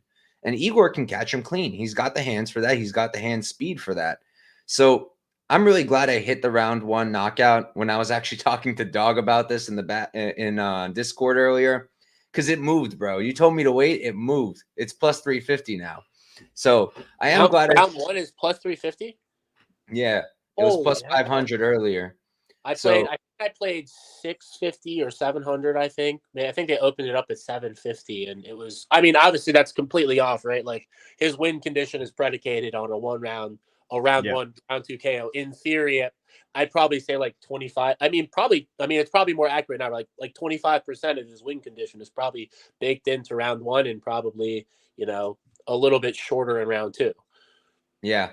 So I'm glad I hit that. I hit that for a quarter unit, and I'm going to wait. I think people will parlay Bryczek. And if I can get Ihor like plus 200, I'll put another half unit on it just to cover another like a round 2 knockout or an insane decision somehow, even though I really don't think we're going past like the first 7 minutes. I really don't think so. But yeah, for me, it's dogger pass here. Pretty easy dogger pass. Yeah. Moving on, we've got Dan Ige versus Andre Fili for our co-main event of the evening. Ige is going to be 17-7-0, 32 years old, 5'7" with a 71-inch reach. Fili 23-10-0, 33 years old, 5'11". He's going to be 4 inches taller and have a 3-inch reach advantage. Andrew, why don't you start us off? I mean, this is a great fight. I'm excited for this. I've tried to fade Fili with Almeida last time. That worked out probably the worst they could have. Me too. With Almeida, with Fili getting flat. Yeah, with Fili getting flat, just flatlining him in the first round. And, I felt good about, it's hard to, it's easy to feel good about Fili. I mean, he's a guy who's, kind of been a company man, like taking tons of fights, taking difficult fights. And he always puts on great performances. Like all of his fights are genuinely pretty entertaining. So, he's a dude that's pretty easy to back. It's just, I do have concerns with his durability, but, skill for skill, he matches up pretty well with most guys in the division. He beat, Bill Algeo, which, I love Bill Algeo. He's a G. So if you beat Bill Algeo, you're pretty high up on my list of people. And, his level of competitions is solid, and he's had, solid performances. He's pretty well-rounded as well. I do like his kicks. And I do like, kind of how he changes range and switches stances. And he does a good job of just sort of like pulling you into like somewhat of his fight a lot of the times, where he's sort of making you take pictures as he switches stances. He's kicking, throwing long-range jabs and combinations. He can be open to be countered, especially with like check hooks and hooks in general, or just like big overhands, because he is open to be countered and hit sometimes. The durability is a bit of a concern. On the Ige side, I'm a big Dan Ige fan. I tried to fade Bryce Mitchell with Dan. I think that was who he fought last time out. And, I thought he had a pretty solid performance. And normally, he's just losing to guys because he's getting controlled in the grappling positions. You know, and this I don't see it being a big factor because Philly's not really a chaining takedowns together like of Loev or Mitchell. He doesn't have the control of either guys as well. So I really think we get a striking fight, an entertaining striking fight on the feet for 15 minutes where I lead Ige because of the power and the durability. I've seen people, think that Ige has all of these decision wins, but you kind of have to dig a little bit deeper and look at who he's fighting. When he fights guys that have concerning durability, they get put out. Damon Jackson, Gavin Tucker flatlined in the first round. Outside of that, I mean, he's fighting. He clipped Landwehr like I have to like 4 or 5 times. And outside of that, he's fighting Mitchell of Loev, Emmett, Korean Zombie, Cater, Barboza. Like he's going to decisions, but like against who, right? Like it's hard for me to say that Dan Ige doesn't crack and could expose some of the concerns I do have with Fili's durability here. And on the feet, it's close. Like Ige is a solid boxer with power.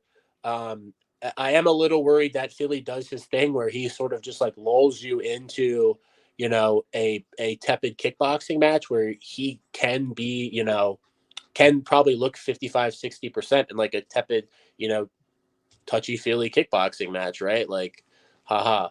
But I have to lean Ige because of the power here and the durability concerns. I think the line is accurate. I am considering a bet on Ige if it does come in because I factor in durability pretty high when I'm capping a fight because I know I can trust the person, especially that I'm betting at juice, that they're not going to get flatlined. They're not going to lose on big moments, right? Ige has big moment upside, and he does have finishing upside here as well. I think really his only path to losing this fight is, I would say would be losing a decision. Like I don't see him getting put out by Fili.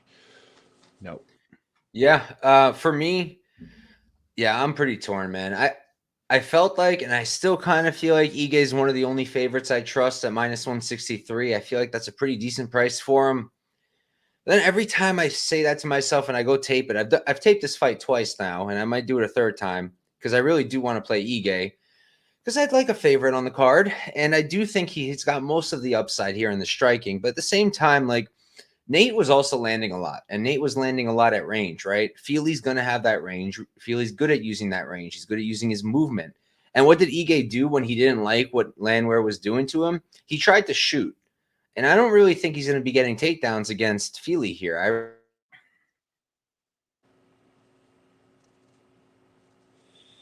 He got rugged, bro. He's done. They got him. Yeah. So I kind of agree with what you said. I'll take it over from here until he comes back. I pretty much agree with everything you just said. I kind of honestly compare this to that Lucas Almeida fight. I actually played Lucas Almeida inside the distance. Decision equals no bet. So it's a little chalkier than his money line, but that's the way I wanted to play it because I figured, like you said, Fili does not do well against hooks. And, Dan Ige's got pretty good hooks as well, striking wise. So I kind of want to play him, but like exactly what you said, the line is coming in closer and closer. It's really making me want to bet him. If we can get -145, if we get lucky, I'll definitely jump on that. But I don't know. I think that's the only way I'd probably end up playing him, but I don't know. I would probably plan. They're almost asking, they're begging you to take Ige.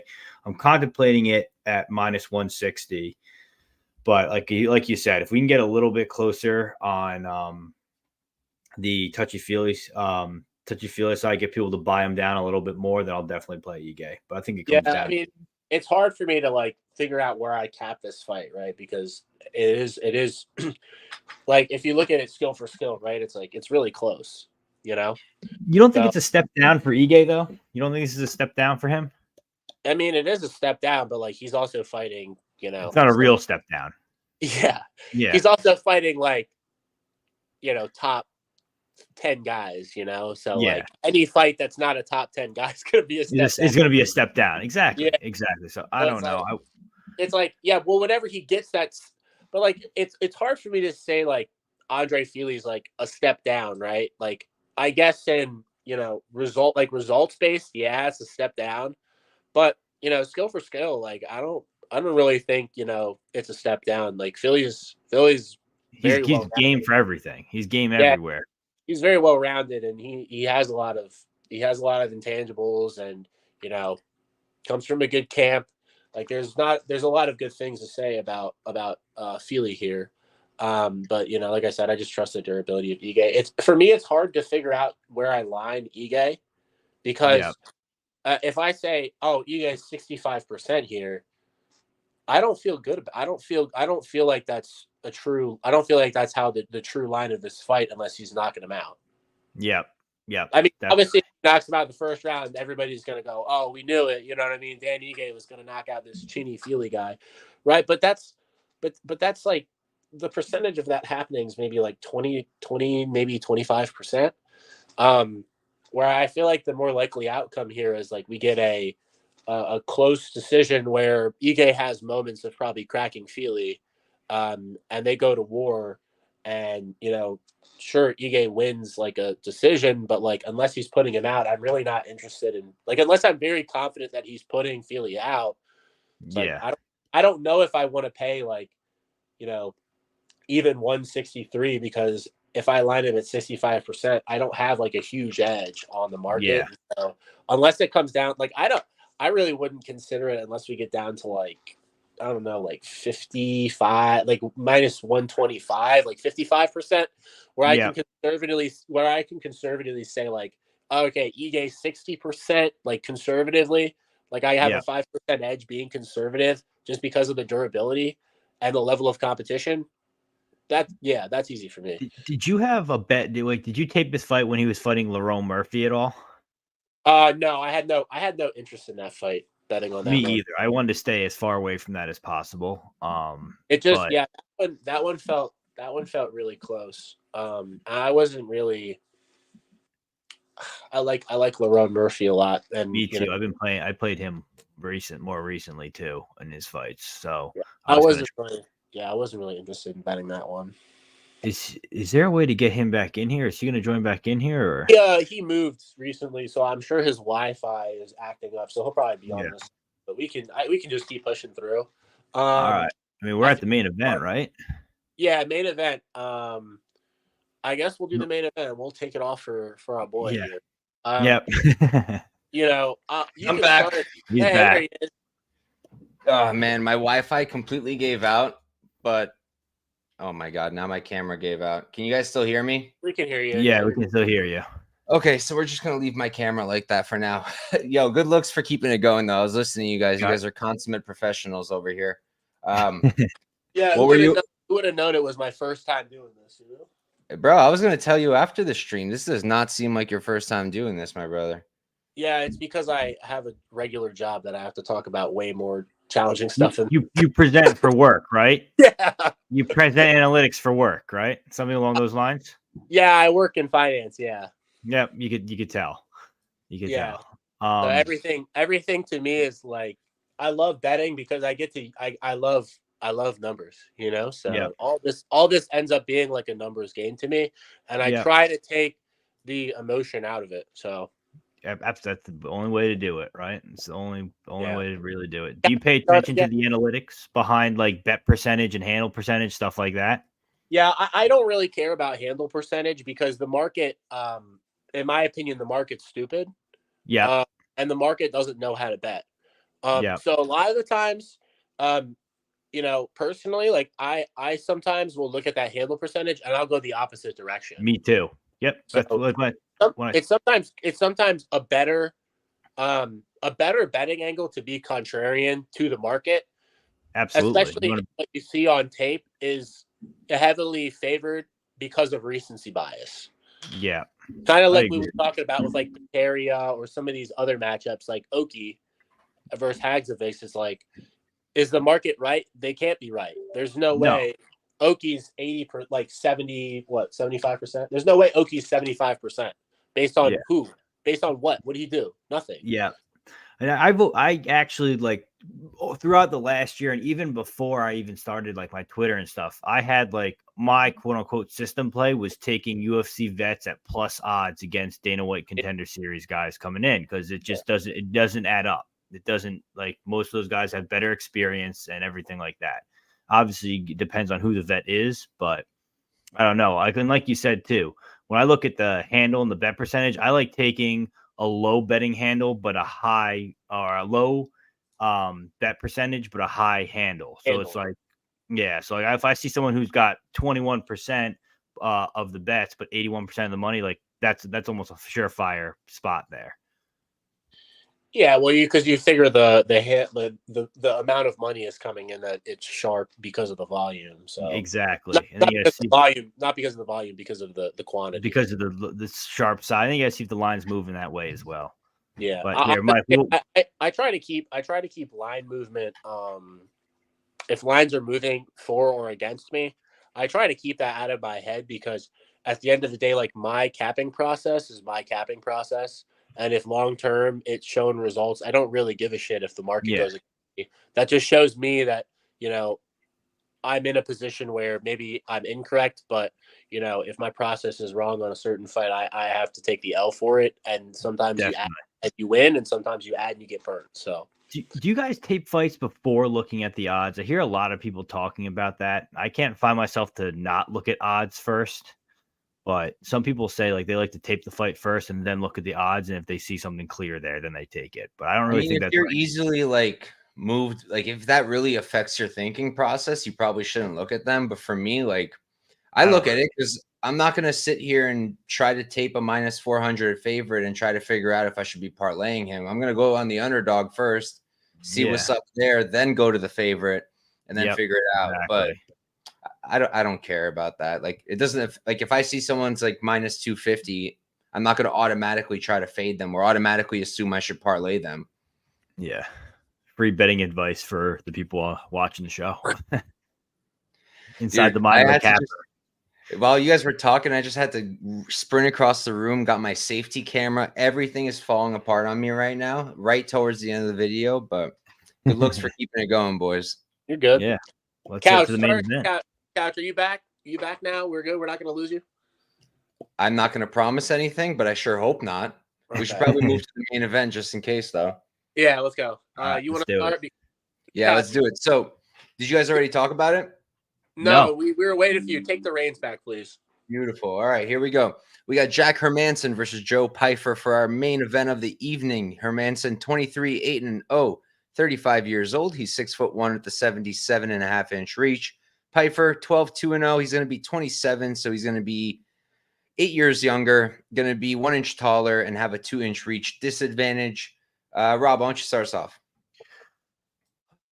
Okay, this is another one where I don't want to say I'm on an island in the sense of handicappers where like I think Joe Pyfer wins this fight. The reasons why is I think that, you've seen him doing BJJ competition, stuff like that. He's from that, Gracie gym in Philly. We know he's got a decent ground game. Obviously Hermansson's, levels above pretty much everyone in BJJ, but I think, Pyfer is safe enough where he won't get himself subbed. I think he does have the finishing upside. We've seen Jack Hermansson. I think he got finished from a big shot from Roman. He's other than that, like he's been finished by Cannonier, another heavy hitter, Thiago Santos. So he's been finished by heavy hitters in the past. Joe Pyfer, not to put this into anything, but he broke that bullshit record at the PI where they punched the bag and whoever's the hardest puncher. Now he's the hardest puncher in the UFC, even though Derek Lewis hasn't hit the bag or anything like that. But I don't know. I think that both Dana, the UFC, they're trying to get Joe Pyfer up into that next level, into the upper echelon guy. I think Dana likes him a lot. I think this is supposed to be a setup fight.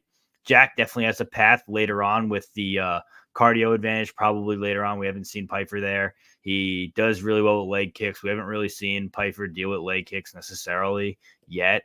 So I think Hermansson playing his round 4, round 5, or maybe even decision, I think is a good option. But I think Joe Pyfer is probably live for a finish here. All right. How about you, Andrew? Yeah, I mean, I'm not sold on Pyfer yet at this level because of just the level of competition.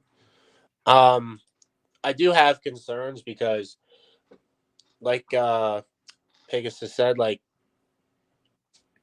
when Jack matches up with somebody with like elite physicality that I do think that Pyfer has, he does have some problems. He does kind of get discouraged, it seems like, when he can't kind of get his game going. We kind of saw that in the Cannonier fight. He couldn't really get his takedowns. And, Jared was in his face, and, I wouldn't say he flaked, but, he I sort of just feel like he gets discouraged. And I think this is a spot where he could get discouraged early. But if he does survive, I think he's incredibly live late here. Anybody who's getting guillotined by Pati in ring combat, they shouldn't be a minus 275 favorite to Jack Hermansson in the UFC. I think the line is a little wide. And I'm not really I like Joe Pyfer. I think he's got tons of upside, elite physicality, solid grappling chops. I like his striking. There's a lot of good things to be said about him, but his cardio is not tested yet in a 5-rounder. Jack has the ability to draw fights out. If this gets drawn out, I don't want to be holding a Pyfer ticket in round 4 and 5. Because when fighters are this explosive and physical, they tend to lack the conditioning and cardio that's needed to go, and push a pace and win late rounds. You could say Dricus du Plessis, he won, 4 and 5 against Strickland, but, Sean Strickland's not a pace pusher himself. So what does this look like if we're in round 4 and 5 here and Hermansson, gets on top, and survives an early Joe Pyfer storm, right? Yeah. I can't get behind the price because of that. I'm just going to stay off and probably just consider live betting Jack Hermansson. I don't want to pay this price for a guy without proven 5-round cardio. And I'm not going to get on Jack Hermansson's money line because there is a likelihood that Body Bags comes in here and does Body Bags things and, does discourage Hermansson early, stuffing takedowns and landing some big shots that we've seen him have issues with in the past with guys who have physicality. I know Delize is kind of like a meme, right? But he he kind of K-guard swept him pretty easily when he was on top. And, even when they were in grappling transitions, you could see that Delize did have a pretty, reasonable physicality advantage over Hermansson. So I would stay, for me, I got to stay away from, Pyfer money line in general. I guess if you like early round props for Pyfer, that's fine. But I really looking to in terms of value on this fight, I'm looking to just bet Hermansson live, and maybe consider some late round props.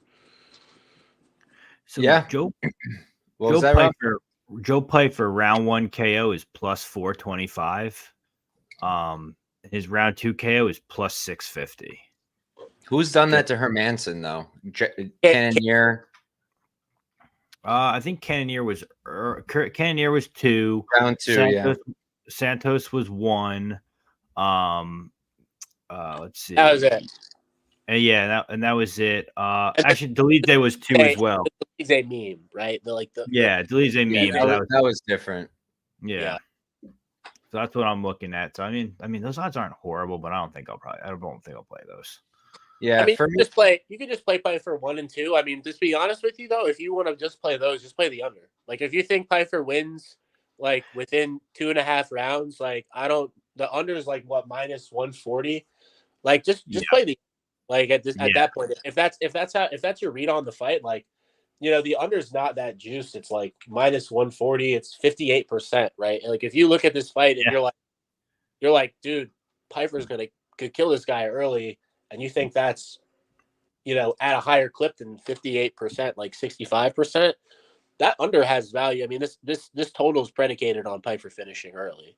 Do you think Pyfer has a path outside of finishing early? I don't. That's the thing. Who the hell knows? You don't know. Exactly. Do you know? No, I don't know either. I want to know because I'll be betting Pyfer if he's got 5-round cardio. Like that'd be great. If he had 5-round cardio, I knew that I'd bet him. But like based on a dude like this with this kind of physicality, it's challenging for me to see a dude that's this explosive being able to do that for 5 rounds. Yeah. Definitely. I don't think he'll be live for a KO in round 5. Obviously I'll be wrong on video here, but I don't see that at all. Dude, if you're wrong, I'm gonna screenshot it and it's like circulate it. Bro, does he even have good takedown defense? Like, do we even know that? Pyfer. Yeah, I think Stoltzfus took him down, and that's how he screwed up his injury thing. And then since then, he's fought GM3, who he knocked out in 3 minutes. Amidovsky, Diaz, Alhassan. No one's shooting on him. My only thing is like he does do a lot of the wrestling. You assume he does a lot of the wrestling in the gym with that Marquez group, and he does do the jiu-jitsu tournaments. So you think he's relatively comfortable. Wrestling couldn't be more different, though. I know, but I don't know. You'd like to think that, but that's a good question, honestly. That's an interesting. I can take a jiu-jitsu guy down because I wrestled, but they'd submit me instantly. Yeah, I mean, you'd have to do some digging. Like I'd have to like dig back deep in his tape if there's like a betting angle on his takedown defense. The Stoltzfus fight, Stoltzfus just suplexed him, which that's the only way Stoltzfus can hit a takedown. Hermansson likes his trips and stuff too, his throws. Yeah, but Stoltzfus is the GOAT. So he is. He cashed me that ticket, but what's it called? I just feel like it's kind of crazy, dude. I don't know if I'm gonna be betting Hermansson. I gotta look at this one more. But how do you fight Stoltzfus, Ozzy Diaz, Alan Amidovsky, GM3, and Alhassan, and now you're minus 250 or whatever it is over Hermansson of all people? It doesn't make any fucking sense other than recency bias and this whole be like Pyfer thing. Like if Dana didn't give that speech, would Pyfer even be this much of a favorite? Would he even be getting these fights? Like it all came from that speech, that hype, be like Pyfer. And then all of a sudden there's all this hype behind him. Like, bro, I love the guy. He cashed me that Alhassan round 2 submission. That was beautiful, amazing. But I can't even consider betting him against Hermansson here. Like, yeah, he's probably the better range striker, but what else do we know for sure he's better at other than power? What did you think about? Did you guys listen to the Joe Rogan with him at all when he talked about how injury prone he is? I got like 10 minutes into that interview and got bored, but he's weird. He's a weird dude on that interview, but I listened into it a little bit and he talks about how injury prone he is both in the gym. And I saw like some deep Twitter thread about talking about how Hermansson, you're betting on a guy who's injury prone going 5 rounds. And also Hermansson has a way to make fights get weird and put fights in weird situations. So I don't know. And we've seen him get hurt in his Dana White Contender Series fight. So and Hermansson can wrestle, bro. You ever see that Chimaev Hermansson wrestling match? Oh yeah. I will. Yeah. Dude could wrestle, bro. Dude could wrestle. Yeah. I don't know. Could be. This is gonna be an interesting one. This is also one of those ones you may want to just step aside and just watch it so you can get a better grade off of Joe Pyfer too, and bet him next time or something like that, like a look ahead spot. I wonder what the spread is at. That's what I want to know. I'm gonna look right now. I'll tell you in 2 seconds. The spread is Joe Pyfer's minus 5.5, minus 175. So what's the Hermansson? Hermansson is plus 5.5, plus 150. That's honestly a great bet, I think, now that you say that. Yeah, I'm gonna probably play that. I gotta tape it a little more. But like for me, my new rule this year was no spreads at chalk, but plus money where I have an angle. It's something I'm gonna look at. Yeah, for sure. Plus 150 and the money line's plus 228. Like I can cough up the extra cents. I love betting the dog. Like if I'm betting a dog and I'm pretty confident and I get plus, like who I do this with the most is Cody Durden. Cody Durden, he constantly gets dog odds. So I'll take his spread and I'll take his money line. And usually if you cash out one can save you on the other if he loses a close decision. But if it's a live dog like him, or you get cooked on both. Yeah, then you get clipped on both. So usually I decide you go light on the money line, heavier on the spread, or however you want to play it. I had to say I have a good read on Durden. He's like one of my favorite fighters to bet on. Me too. Did you bet him against Hadley? Yes. I did against Hadley, and then I bet him against Tagir, which was a bad bet. I did the same thing. I did the same exact thing. Couch, I had a bunch of money on Tagir sub and sub 2-3. So you love your fucking subs, bro. Yeah. First time I really started talking to Dog was after he ripped the Charles Jourdain sub over Ramos. Yeah, that's a crazy one to pull.